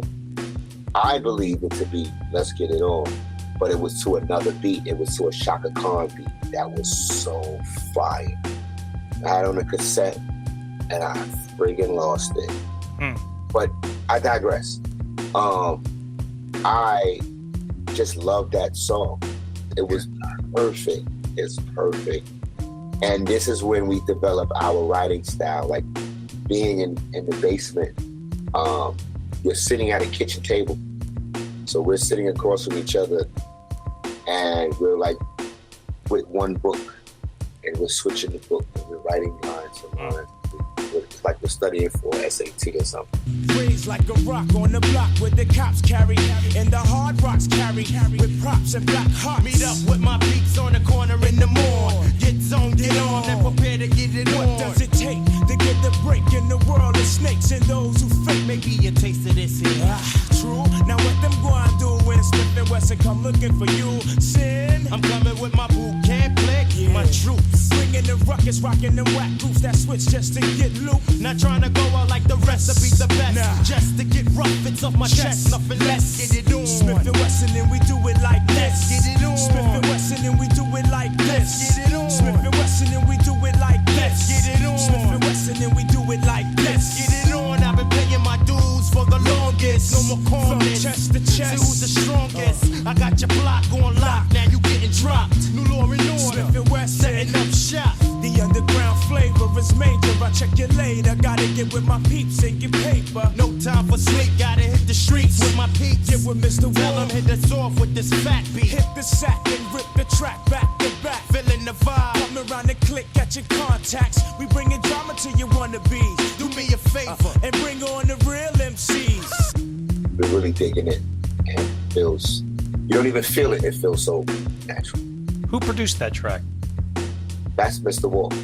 There is a. I wish I could pick his brain because there's like a sound that's sampled in there. It reminds me of like a car door that sends like a warning that you need to shut it. And I'm like, what the fuck is he sampling in there? It just rides so good, but it's funny. It probably is. Great track. I want to add on to what you just said too, Jay. When you talking about sleeping in your own bed, when you see like recognize the video, and it's a scene where I'm sleeping in the street, you know, like I have the bed and my friends come and wake me up and all of that. It's like we have, it's a lot of symbology, but a lot of that stuff is close to home. So last but not least is PNC, which I think, Kev, can you agree? All of us white dudes were saying PNC back in high school. Like we jacked that slang. PNC was like a very cool thing to say, like your partner in crime. Word. This was an Evil D joint, and it was a great way to finish a classic album. Word. Grab a hold of your heart and visualize as a kick it. A hollow point slug coming out of black biscuit. You inches from death, we round the corner coming quick. We messed out our minds and just don't give a shit, god damn it. Gunshots we bust from the clip. A wicked bad boy stash the burner on my hip. So fill your oats and get dead, Mr. Buster. Cause we ain't got love for none of y'all motherfuckers. Teeth the black bar, hard to do a ride by. You're too leery to live, but you're not one die. All these MCs with your fancy names and gangs, I know from the heart that did not mean a thing. Big up to all the real heads with the knuckle game. Rest in peace to all my niggas that was murdered and slain. Rest in peace to all my heads. You know what I'm saying? Keeping it real on the streets. All heads realize. Recognize. Smif-N-Wessun on the rise. You better recognize. I mean in each and every individual who listen to that voice in your head when they be kicking truth. The heads that represent around the way, showing improving, keeping it moving till they break day. Realize what's before your eyes, then see if you see the same real as we. When I say Smif-N-Wessun, this is what I mean. Nothing alive or in dreams can ever come between. Original click, roll through the thin, and when shit got thick, we still managed to stick. Doing crimes with Decepticons up a sign of the times. Help we at times to keep our minds organized, so our knees don't bend. Fool the enemy, Tech and me, crime partners till the end. I want to say Tech did the lineup of the song, and he wrote the poem for that. Like all of the songs, how they weave into this cool thing. He always has this creative, quiet, still mind where he can see things like from a poet's perspective. So that song is basically a tribute to our friendship and our brotherhood. One of our brothers, Sean Grady, Rambo, passed away. He was murdered in the streets. He went to jail. He came home, got murdered. So he never got to see any of this rap stuff. He never got to see a sign and any of that. So that was straight tribute to him. I mean, we were super close. Was he a rapper too? No, there was no rapping. There was no rapping when we was in school. It was scrapping. It was scrapping. It was the school of hard knocks, for real. It was not. It was either toughen up or transfer. You know, I was left back in school. Tech graduated on time. Rambo went to jail. You know, one of our other PNCs was Big Old Pimp Cook, who you hear on Wipe Your Mouth. That Big Old Pimp Cook, walk with a limp, eat lobster and shrimp, hang with everywhere. You know, that's Cook. Cook is the nucleus to why me and Tech are friends. There was a time when I had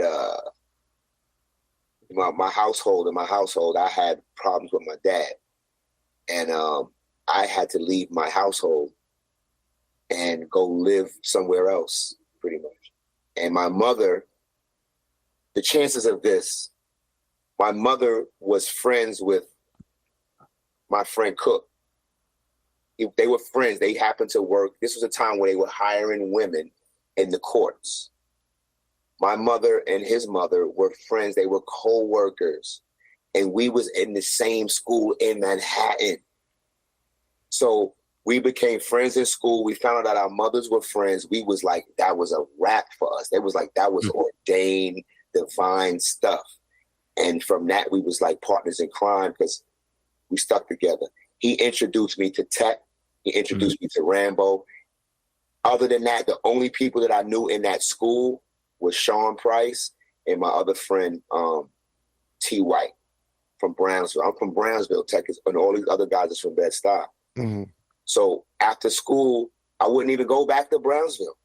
I would go to Bed-Stuy and hang out with these guys all day and go home and get in trouble. And then I had to live with my partner, and that's where the partners in crime. That the brotherhood is very, very strong. And when we lost Bo, it was devastating. That's why, as kids, I wasn't around a lot of death as a kid. Like how now people like, I saw the first person died when I was 8. Now I ain't see that. So this guy was like one of the first people that was that close. And so it was only right. It was only right to do that. And it's beautiful to show that vulnerability because that's where we come from. We don't realize it. We be tough because we have to. Collectively, we're talking about the whole entire album, and it's like, I don't think people realize just how young you guys were and the vulnerability that came out. When you look back retrospectively, it's like, it's just a whole different thing. You know, it was fun and a party back then, but you look at it now 30 years later through the lens of how you're living and the shit you've been through, and the lyrics kind of mean a lot more now to me. And I appreciate the honesty and, you know, kind of dipping back into these stories about, you know, some times when you were being a little stupid and naive and, you know, being a fucking teenager, being a kid. And you know, New York streets will do that type of shit to you, you know, but I kind of hear all of this stuff through a whole different perspective now. And I appreciate that, man. I really, really do. No, I appreciate you guys. But at least, you know, the conversation puts things in context. A lot of times where artists don't get a chance to even see themselves because they're thrusted into this thing they don't know about. You know, it's fascinating. It's also very intimidating. Like, we are in a world where we're supposed to be this big, you know? So everything you may do could be compromised if you are not being genuine. Absolutely. It's like an oxymoron, right? It was supposed to be this, but I want to get as close as possible. So when you lose a guy like Sean Price, you're like, wow, that was the most genuine person that I knew. And I want to be like that when I grow up. You know what I'm saying? Because we did some really goofy ass interviews before. Like, we really was like, yeah, we're gonna do a remix with Bon Jovi. Yeah! Shot down in a blaze of glory! Yeah. Yo, what are you talking about? It's all about the sound bite, you know, these little fast little edits. Yeah, right? But now it's like, yes, in hindsight, I'm glad we get to look back and say, oh, wow. It was a timestamp. We're able to say, all right, we came from here and now we're here. You can teach an old dog new tricks. If you have a love for it, and you still have an opportunity to continue to add on in the culture, because it's a beautiful expression when you can share it with folks. I'm sorry, this just popped in my head. Johnny used to work in Bucktown. I need to do a mix with everybody that says it. You know what's crazy? We've pretty much been recording for like 2 hours now, and we've only covered one album. That's it. One album. And it's 2 hours. Like I wanted to talk about Monumental. I wanted to talk about the Priority Record era with Rude Awakening. How about this? Can we, when you guys are done with your tour and you're in a good place, we'll get both of you on because there's so much more I want to discuss. Like, do you mind if I rattle off just a few more quick questions and then? Not at all. Yeah, I'm cool. I'm cool with it, and I don't want to coming back, man, because I know that like Tech would enjoy this. You know, this is the stuff where like as you're asking me these questions, it's making me think about the new album. You know, because it's still being processed, the new album, Infinity. And it makes sense because we're taking this trip to understand all of that other stuff. I'm not going to say that, like, you know, we handled things well. But I think about in hindsight, when we went on CNN and we was talking about gun control. Like, that is trippy. Like, we 1920 and we're on here with these, you know, these professional television correspondents, and they're saying, so what do you think about the law? We're like, what? And we answered it in such a way where it's like, okay, we held our own as youngins, as novices, as unexperienced spokespeople. It's like, all right, we can do that. So we can be counted amongst the greats and not just get on a 16 bar and do these type of things. That feels important. So you want to take that a little bit more seriously.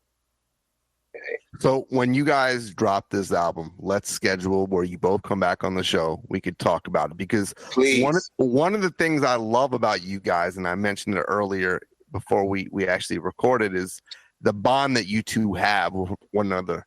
And getting to my next question, I want to say, and I don't know if people have ever even mentioned this, but when you guys did, it was like a year ago, you were on Matt's show, My Expert Opinion, right? Yeah. And that dude looked like Booker T, said some shit because he misunderstood a lyric 30 years ago and carried on this grudge about Tupac. And the way you two interacted and kind of held one another down was awesome to see. And like, I don't want to sound like cliche or whatnot, but that kind of stuff there is really what makes me seeing you guys after all these years still make music. That relationship, that kinship is really cool to see. And I wanted to reference that because I don't know if anyone, you know, sees it the way I see it, but it was cool. Not even about Tupac. It wasn't even about Tupac. It was the way you were handling things in a diplomatic manner, and then he was not, because after a while, this guy just didn't want to fess up to his mistake. But it was cool to see how you guys have one another's backs after all these years. It's definitely mutual, where we don't want to see each other get into nothing that we don't like. Like Tech don't like when I get too hype. I don't like when he get too hype unless we're doing it with a purpose. So it's like, yeah, our relationship is really like that. It's the yin and the yang come like that. And, you know, we've been here and looking at it after 30, it's definitely deeper than rap. It's definitely bigger than hip hop.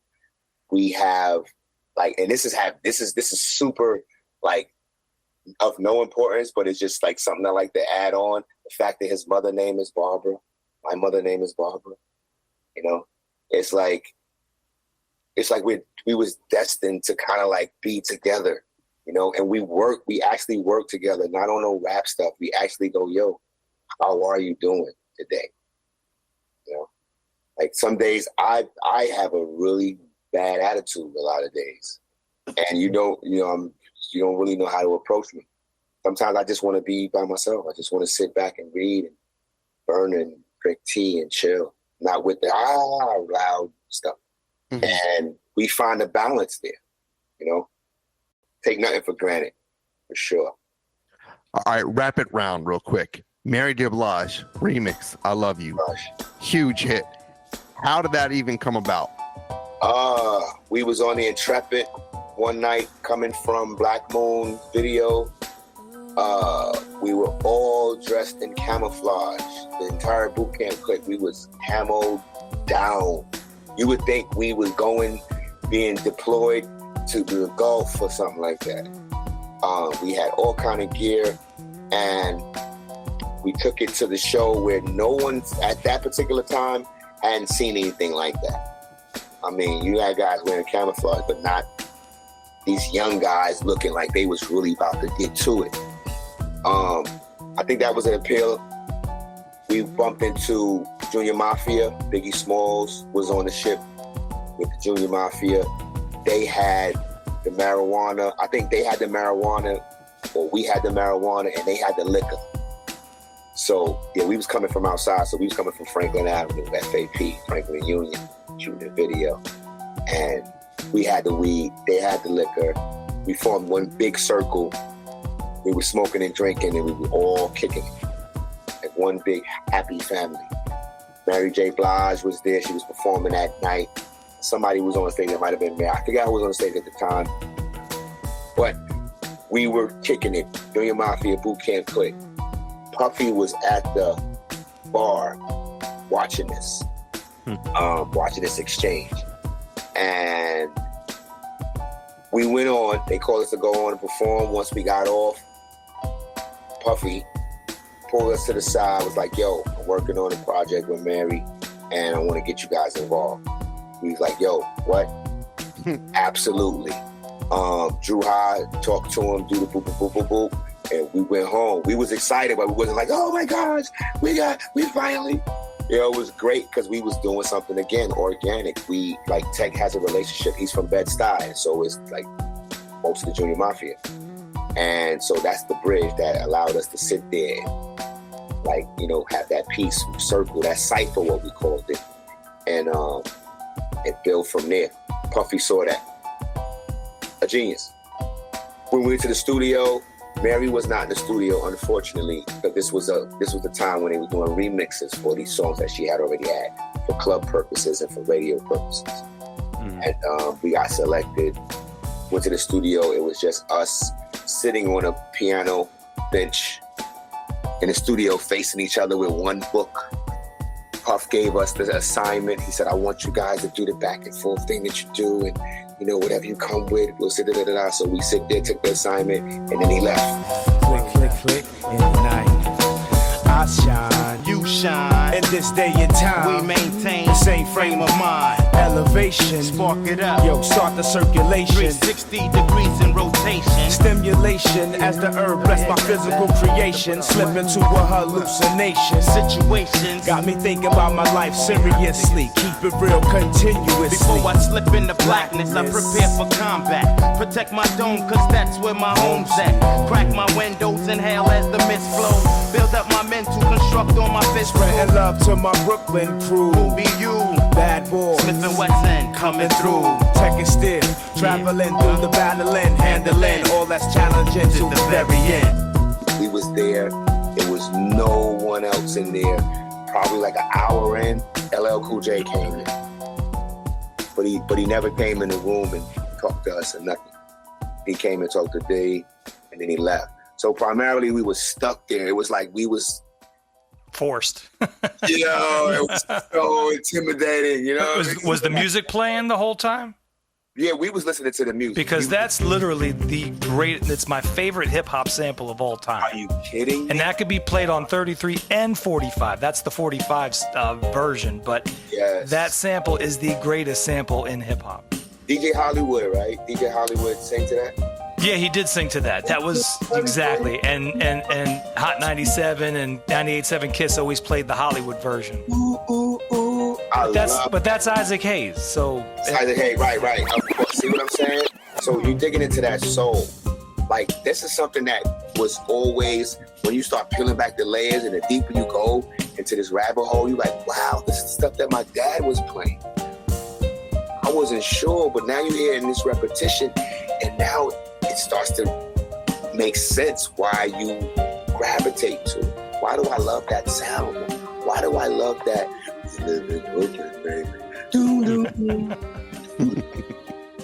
I ain't used to listen to music like that before. until I sat with beat miners. Now I want to hear the original track to this and the original track to that, and now it gives you a hope. So now I know what Buckshot was doing when he was going, you know that, right? I'm like, what? So we're in here, and then we bring it here. So yeah, man, what a journey, you know. All right, we need you to fact check something for us here, Steele. So we mentioned earlier we had Dave Loughton on from D&D. Was that probably like 2 years ago or so? Yeah. And as you know, you were part of one of the greatest posse cuts of the '90s, 1-2 Pass It. So we brought that up. That we talked about that with him, and we asked him, was everybody like actually in the studio recording it live in the studio together, like in one night or a couple nights, whatever? He's like, oh yeah. And he said that it was just so packed in the studio that it got to a point where he couldn't let anybody else inside, and Jay-Z was not allowed inside. Can you verify that? That is a fact. Jay-Z's like ringing the doorbell in the back, and they're like, nope, can't help you out, Jay. No, that's a fact. It was so packed. Tech and I were behind the console. Like, we was kneeled down with our book right in our round behind the console. Every time you look up, you see KRS. I'm like, God dang. You look up. I looked up and saw Fat Joe. Fat Joe was a bully. Yeah. I love that guy. He's like, yo, I'm getting on this track. And he always traveled with two other guys just the same size. Yeah, like you can't do nothing with that. And back then he was Fat Joe, so it's like he was definitely Flow Joe. It was like, nah, I'm getting on this song. I don't think he was initially made to be on there, but he bullied his way on there. He man. muscled his way. Incredible song, and then we shot a video for it. Oh yeah, it's like the rap "We Are the World." When you think about it. They should make a documentary about that. Seriously, that would be just as good. I think they tried. He mentioned they were working. Well, on no, he's working on a D&D, but just for that particular, just for that would be really cool. Whatever I think that was mad. And Dougie Fresh, it came together. It was those giants. Yeah, that mixture is, and of course we the youngins, we the young shooters. At the time, I think J. Rule had the hot song out with the premiere track, so it was like we had to shine, man. And that was premiere. That was vintage prime years premiere. Oh, goodness gracious! And you know what's crazy? Not to say anything incriminating, but I remember one of the D's was like, you know what? We just gonna have a lot of weed tonight. So it was just like all night. Lollapalooza. Is it Mad Lion the first verse? Right? Mad Lion, Yeah, it was. Yeah. He went first. Were you guys ready to fuck up some people at the Source for 3 mics on that album? 'Cause that was just absurd. That's absurd. Yeah, that was tough for us. That was tough for us. We took a brunt of a lot of stuff for Black Moon and for Helter Skelter. As you very well may know, by the time Helter Skelter came out, they was like, we're not taking any of that shit anymore. They started breaking equipment in radio stations and kicking people on stage, and they was like, nah, we're not doing the cool thing anymore. We're not doing the diplomatic. So it was tough, man, because it's like everybody trying to figure themselves out, and you start to blame these people who work at these corporations and who now become gatekeepers and things of that nature. Did you guys ever find out why you guys got such a low rating? Because it seems political, or there's had to be something to it. Yeah, I can't speak to the backstory. We just always. I mean, for me, I could just speak to the fact that we always played a underdog position.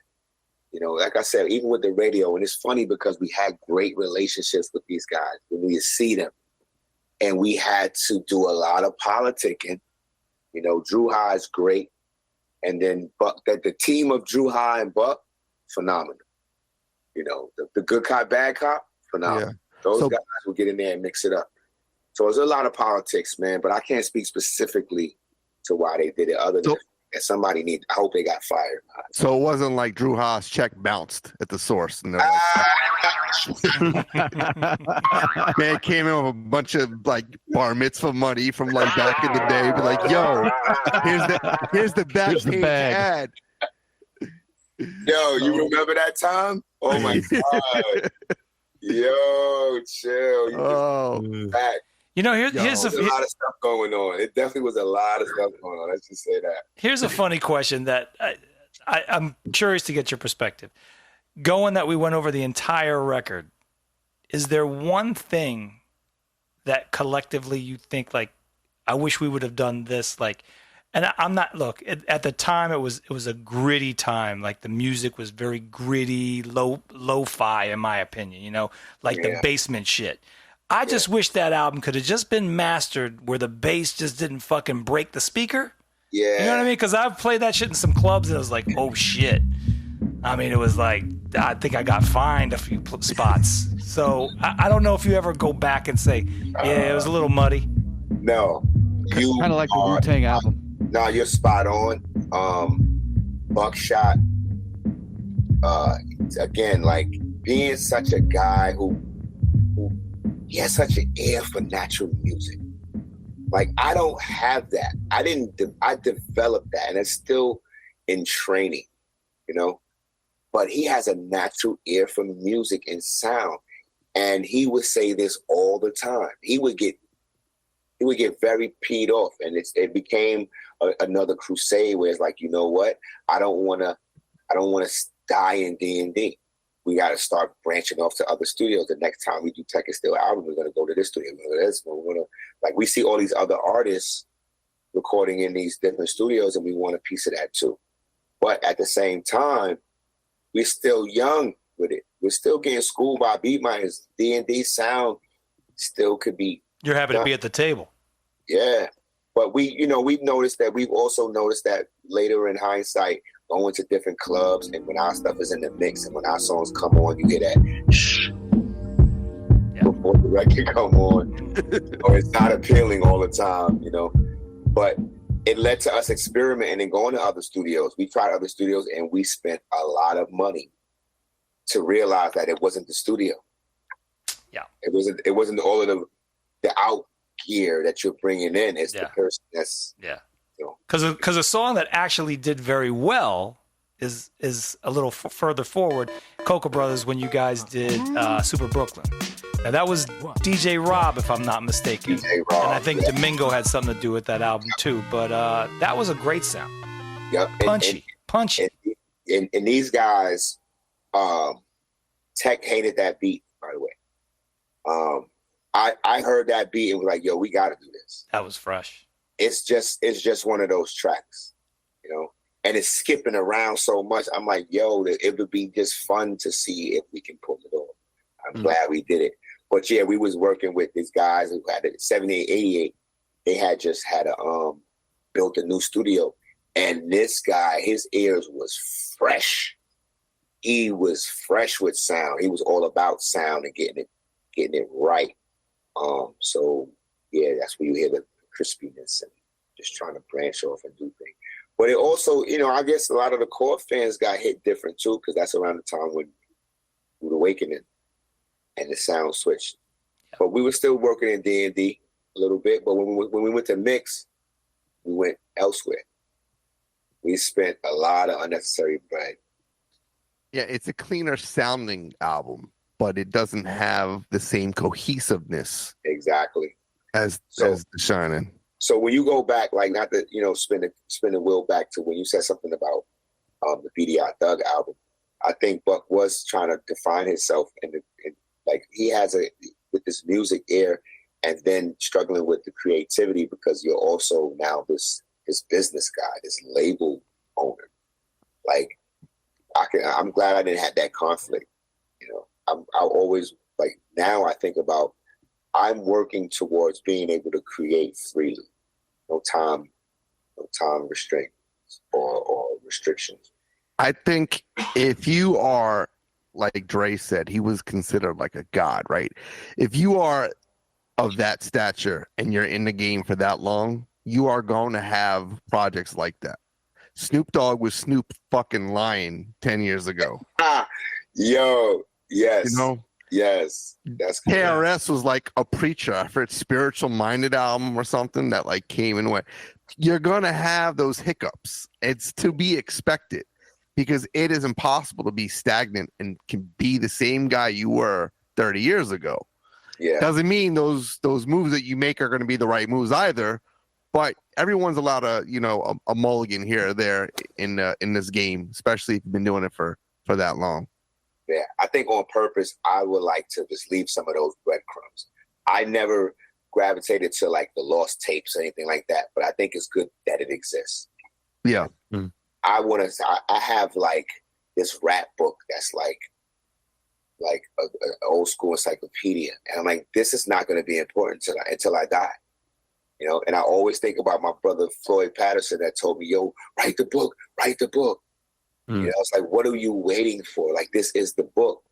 Put it together, curate it how you think it needs to be curated. So it's good to see a lot more artists doing literary works as well. I don't know, man. Some kind of way, you know, even away from rap, I miss looking at the covers where you can go like the Prince record or the Michael Jackson record and they got the words on the inside. Yeah. You know, take me We there. talk about that often, how All the time. physical media, you know. Like, I'm still holding this. Like, it still means something to me. You know? Shit. You know, I mean, having a tangible product in your hand connects you to the music more so than anything. I mean, you could stream something off Spotify, but if you're streaming that again in 2-3 days from now, you know, you may not even do that, but if you do, you don't have that same connection. Yeah, I mean, you know where you was when you was listening to that. I think I stole this back in. I was in 8th grade. I was doing the game too. You got the cassette. Damn, I love it. We talk about this all the time too. About this music is about where was I and what was I doing when I was listening to fill in the blank. And everybody's got a story about all of these albums. I know exactly what I was doing when I picked up the Shinin. I remember it vividly, and these guys do too. I was puffing Mad L's and catching wreck with my crew. It's always that's how we should end it. You know, it's crazy, like, because it made me think about rolling my first spliff. You know, because I wasn't like the kid that started out. Like, I wasn't even in high school. Everybody was smoking already. I'm like, shit, I can't go there not knowing how to do this. So I picked, one of my friends who I thought he knew how to do it. He ain't know how to do it. You know? So it's like, all right. It's like, so when you listen to this music and you hear it, I used to listen to these guys on the radio, like when Awesome 2 was coming on, like ungodly hours, 2, 3, 4 in the morning, you sleep recording. Once you get that record, you want to share that with someone. Did you hear that new Black Moon, that new Smif-N-Wessun? You ain't hear the Helter Skelter? Oh, you wildin'. Yo, roll up. Play that. It's like it's nothing else to do but just get into that, crack something over a CD or a record. And it's like a ritual, So when you talk about 95, like those songs, we did that to like a lot of those records made us do that ritual, Of course. All right, before we go to part 2 of this interview, when you guys put out this album, I have 2 quick questions. I need 2 stories of 2 guys that were very important and influential and are a huge part of why we do what we do with this show. Give me a quick story about Sean Price and Tupac. You said Sean short Price. Answers. I don't think they're going to be short. I'll try my best. Look, we've been talking for 3 hours now. We usually say 35, 40 minutes for an interview, but it tells you something when you have a 3-hour interview. Well, the guy who's going to be editing this is going to have a lot of ganja. That's why I got to stay clean, man, because I'll be fucking on tangents. Oh, we'll just do an unedited version, keep it raw. But yeah, no, that'd be great. Like that's what's going to kill him. But Sean Price, I like to call him my ghostwriter. Sean Price is the guy who his honesty is his best quality, and because you gotta love him or just don't mess with him. I met him in Heritage House in Brownsville. We was play rapping. None of us was trying to rap. 360 Degrees back home. Later on, we are in a rap group, a super group called a Boot Camp Clique. There was not a plan. We wasn't talking about it. But when it happened, we were supposed to do that. Sean was the only one that could talk to me when I had an attitude. He had a way of peeling back a layer that no one else could penetrate. I had a time where I was going through it. I was alcoholic, but I was still on my spiritual journey. So I had a bad attitude. I had on this white scarf. It was white. Someone made a yarn, knitted me a scarf with a matching hat. They hate you? No, yo. Listen, you know what? I was, like I said, I was having a moment. And it was white with red stripe, yellow stripe, green stripe. So I was like Bob Marley. I was one of the Marleys, right? We on a boot camp tour, but my vibe wasn't a Marley vibe, okay? I was stressed out, excuse me. And Sean Price came and sat next to me on the bar, next to the bar, and he said, yo, you look like a drunk Bob Marley. Right? And I just bust out. Let's go Sean Price. Let's go Sean Price. Like, I can't even be mad. It ain't like, yo, what's wrong with you? What are you doing? It's like, yo, forget about that, man. We got stuff to do. And it's not like to be dismissive. You know, it's kind of like to say, yo, I understand that it's tough, but let's try to lighten that load and get to work. You know, and one of his greatest things he would say to me was like, yo, just rap. Because I'm always very extra critical, always trying to make it make sense, connect the dots and all of that. And son would just go, yo, just rap. Just rap, bro. And it's crazy because we would battle. And I'm like, do I rap like this? This is how I do it. But he was just like, what he was saying to me in hindsight was surrender. Let go. You know? Let go, bro, because you nice. I started rapping because of you. We ain't saying that, but we saying that. And it's like, I'm not going, yo, I put you guys on. I'm the reason why. I don't think like that. But to get those type of accolades on a spiritual level, like, wow, we inspire each other like that. And yeah, man, I hold him close, man. He's all over the room, man. He got like Sean Price shit over there. Oh, yeah. That's dope. Yo, you got the action figure? Yeah, that's the action figure up there. Nice. Yeah, Sean P was like a one of one. You know, a lot of He's people in my top passed. 5. A lot of people passed, but there's never been a person anything like what Sean P was like. No. You know? Nah, I think he passed to give us something, and hopefully we receive that. You know, that's why I spoke to Rockness Monster and Rusty Jukes. They have a project that's coming out, and these are the guys who pretty much, you know, they are the prodigal sons of Sean Price. Even though Rockness Monster kind of like discovered Sean, so to speak, and Rusty. I mean, well, to us, Sean discovered Rusty, but they all have a history together where these guys met some kind of weird way.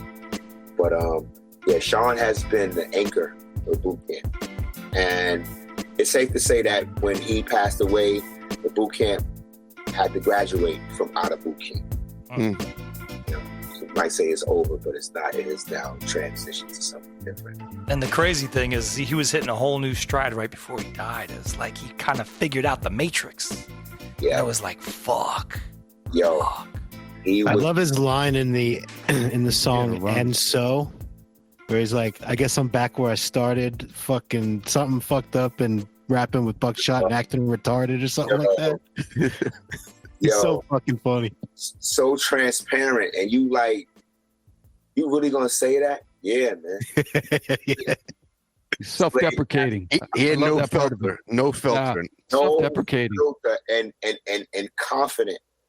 Yeah. I can't rhyme like that. I can't. I be trying to just say what came out my mind. I'm like, nah, that's trash. So it's like you gotta respect that to a whole other degree. That craftsmanship. But some of it is just like, it might just be very simple. Yeah. Like I find myself I'm still the lyrical guy because I'm like, wow, my initial blueprint was rhyming like all the guys who were top guys at the time. So I was always in this competitive mode, but I wasn't the guy who went battle rap. I got reeled into it because that's what the times was about. But my best friend at the time was Rock. I'm like, yo, Rock, get him. So of course you had to keep up with this guy, you know? But yeah, man, when Sean came in, he brought a whole different dynamic, which allowed us to be more natural and more real and more funny. Like even when Sean is freaking hilarious, man, because he's like, yo, he started making up rules that wasn't real. Like you wear sneakers and camouflage, you pussy. Like we wasn't saying that. He just blurted that out and people ran with it. And this guy's like, yo, Steele, look, he has sneakers on. Yo, beat him up. That's not a real rule, bro. Like, Sean just be running with it, man. And we needed that on the road. We needed that comic relief. He had us watching Will Ferrell. I didn't know how funny Will Ferrell was until Sean Price brought his SNL tapes. He's watching Will Ferrell as Mel Torme. I'm like, yo. But what he would say is like, yo, still, I got mad useless information in my head. You know? He's like, yo, I don't know if I can do another album. I don't know if I can say any more stupid shit. He's such a genius. He was so well aware of the impact that he was doing and how, you know, how he was manifesting, because it was clearly not those idiot stuff. And what about Pac? Pac. Man, Pac is a beacon. Pac is a beacon, a lightning bolt. Energy is incredible, and he's thinking like, you forget how young he was. Yeah, I was gonna say he's like 26 when he passed or something. Man, I don't think he made it to 26. 25, 26. 25. But I don't. You gotta go. Well, he was raised by Panthers.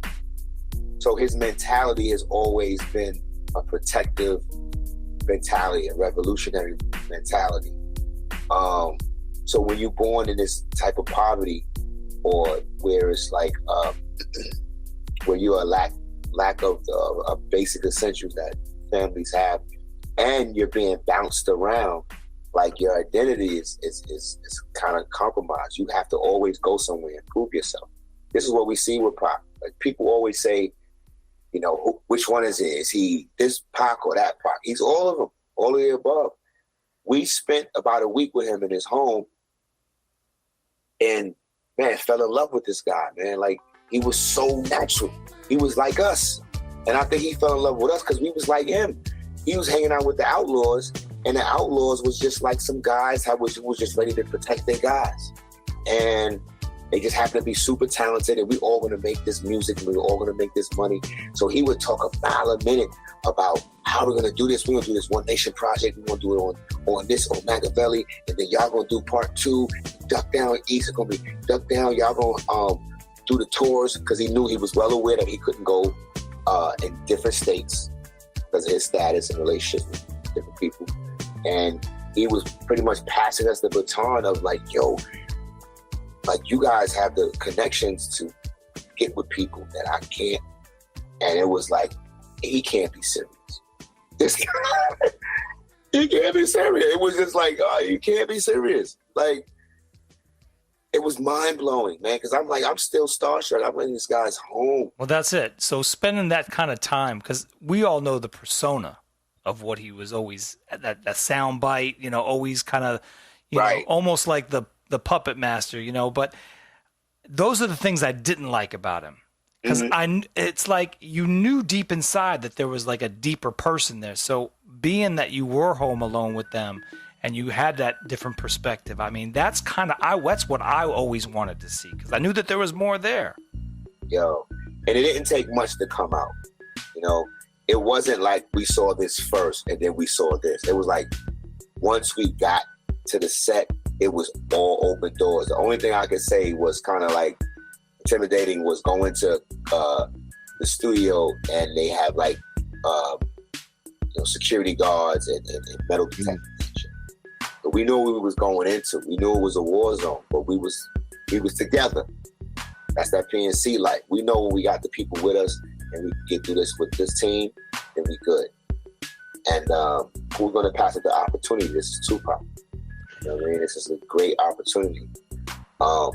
So it was spending time with him was mandatory, because I don't think we could have did it any other way. I don't think we could have sent us beats, and it would have been trash. And unfortunately, the stuff never materialized the way he had planned it. He had big plans for that. The time that we spent with him, like, it was infectious. It birthed the BDI Thug. It birthed the mentality of us going back to do Rude Awakening and going, yo. At the time, I was an A&R for Duck Down. That didn't last long. But my mentality was directly infected by Tupac, what he fed us, because he had all of these beats and he had an open mindset to go, yo, who has tracks? How do you have guys like Smif-N-Wessun? You have Smooth B, and you have Outlaws, and you got all these different guys. They don't really go together, really. But he's like, yo, who wants to be on this project? That he attempted We Are the World with this, but his timing was kind of off, because a lot of people wasn't digging him right at that particular time. Mm-hmm. And I think because we did, and we confidently went down there with him, and we stayed in his home as opposed to going in a hotel, that hit him different. We was eating in his kitchen. We ate. It was one time we ate all the food. He had special sodas. We drank all the sodas. Then I say we, because I'm sure I was guilty, but it wasn't really me. It was like Buckshot. Buckshot was a soda guy. Drank all the Tupac sodas, so they had to put putting his name on the soda. That's what happened when you bring a bunch of guys in your house, man. You know what I'm saying? Like, you got pantries and shit. Yeah. You don't know about pantries. Was he living at that time? He had a big crib? He was living in Calabasas. Oh, nice. Oh, yeah. He just had moved in there, and the crib was a nice size crib, you know. He hadn't, it was still some rooms that were unfurnished. I slept in a room with no furniture in it, no bed in it. It was just a rug. It was a nice plush rug, but there was no furniture in it. The living room had furniture. He had a laser disc system. He had about 4 discs. One disc was Scarface. I forget what the other one was. We was like, yo, let's watch Scarface. Like, what does Tupac do in this big ass house? Like, all right, he's trying to call girls. He's like, yo, I can't get no pussy with the boot camp. Like, we was just joking and just having fun. At one time, we broke out and had a water fight. So we was running around the pool, and then we noticed something. We noticed that his tents on his windows, like, we sit in the living room, so the whole living room is windows to the patio. So we noticed that the tents on the windows was put on the wrong way. So you could not see outside. But if you was outside, you could see inside. So we was like, yo, Pop. We started bringing his attention to certain things, and we still, at the time, keep in mind, we conspiracy theorists in the middle of war. Yeah. We boot camp click thinking like, guerrilla tactics. We like, yo, that's kind of, nobody makes that kind of mistake. That's on purpose. Like, you got to talk to somebody, get that out of here, like, change that up. Like, that's a setup right there. From then, we was like, nah, bro. So we was building with him on other things. He also had a hill where you could go stand on the hill and you could see into his house. It's like a perfect spot for a sniper, you know? And we was building with him on these different things. So I think he was taking a keenness to that. And like, yo, I love these boot camp guys. And he mentioned that some of the other artists was busting his chops because they were staying in hotels and they was treating it like that. Yo, when are we going to the studio? When we're going to eat? Things of that nature. Pac was like, we in the crib making pancakes and eggs and turkey bacon, and he comes in from the shooting the movie, and we got the whole kitchen smelling like, IHOP, and he just takes off his fucking blazer and sits down and eats with us. We doing push-ups, he drops and do push-ups with it. So we was clicking, man. We was clicking, and when he was working, we would be rolling with the Outlaws. We would be rolling. He had Castro riding us around, EDI riding us around. So they took us in, man. That's crazy. Outlaws, man. What's crazy is, like you said, he was 25. What you said, you're 50 now. So think about that. Like you're twice his age and how prolific he was at 25. Mind blowing. It's crazy. Blowing. I gotta sit down and just think about these things and process it, because when life be life and you forget these things, it be like 10 years, 20 years, 25. Like, it's great. I say this all the time, but I truly believe that had he lived, he'd be bigger than Will Smith in acting. He wouldn't even rap anymore. He would just be one of the most prolific actors.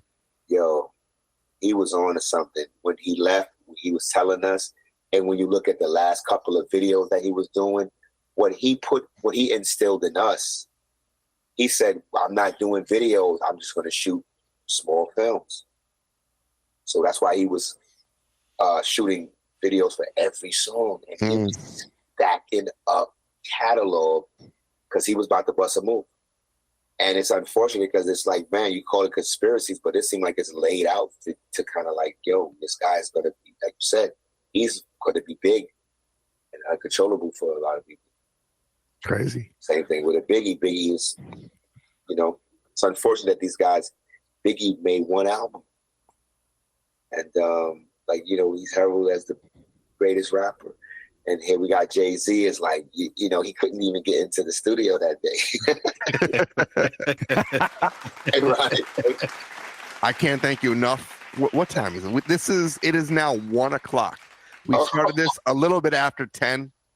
So can you imagine the conversation we're having? It's now 1:00. We hang out and have drinks with you guys. That's what this proves. Oh, definitely. Yeah, man. It's a week. It's a school night. And I got kids, so I got to wake up and make turkey sandwiches. Hey, Kev, I got to cut someone's hair at 7 a.m. They're going to have a fucked up hairdo, I'll tell you that. They're going to look like this. Yeah, going to give them a Gumby. So promise us when you guys prep this album, it's about to come out, and you're coming back from tour, you and Tech come back on the show, and we'll continue this conversation for another few more hours. I don't often make promises, but this one I will make. I will definitely make this promise. This conversation was very important. And I feel like after listening to the album, you're going to want to have to kind of cross-reference these things and see if it's real, if it sticks. And I would love to see you guys' perspective on it. Absolutely. I think you're going to give the listeners, myself included, all of us, it's almost like listening to the album for the first time after hearing these stories. Right. And that's, one of the things that we wanted to accomplish. And you're going to give people, you can pop it in and go, yo. Yeah, absolutely. We're also excited for you to hear the finished product. We'll do you guys proud. Yo, man. You're going to like it. I have no doubt about that. The conversation itself was great, man. Thank y'all so much. Awesome. Yeah. Thank you, man. Yeah, but this was great. This was great. Yes, sir. Salute. I'll be the General Steele representing Smif-N-Wessun, Buckshot, USA. You know how we do. You about to check out an album spotlight on Take It Personal radio show with the none other than Philip Flavor, the one only Kevlar, Ron, and DJ 360 degrees back home. This is a Smif-N-Wessun breakdown album spotlight. You don't want to sit through this. Get your popcorn right now and tune in. Tap in or tap out. Let's go.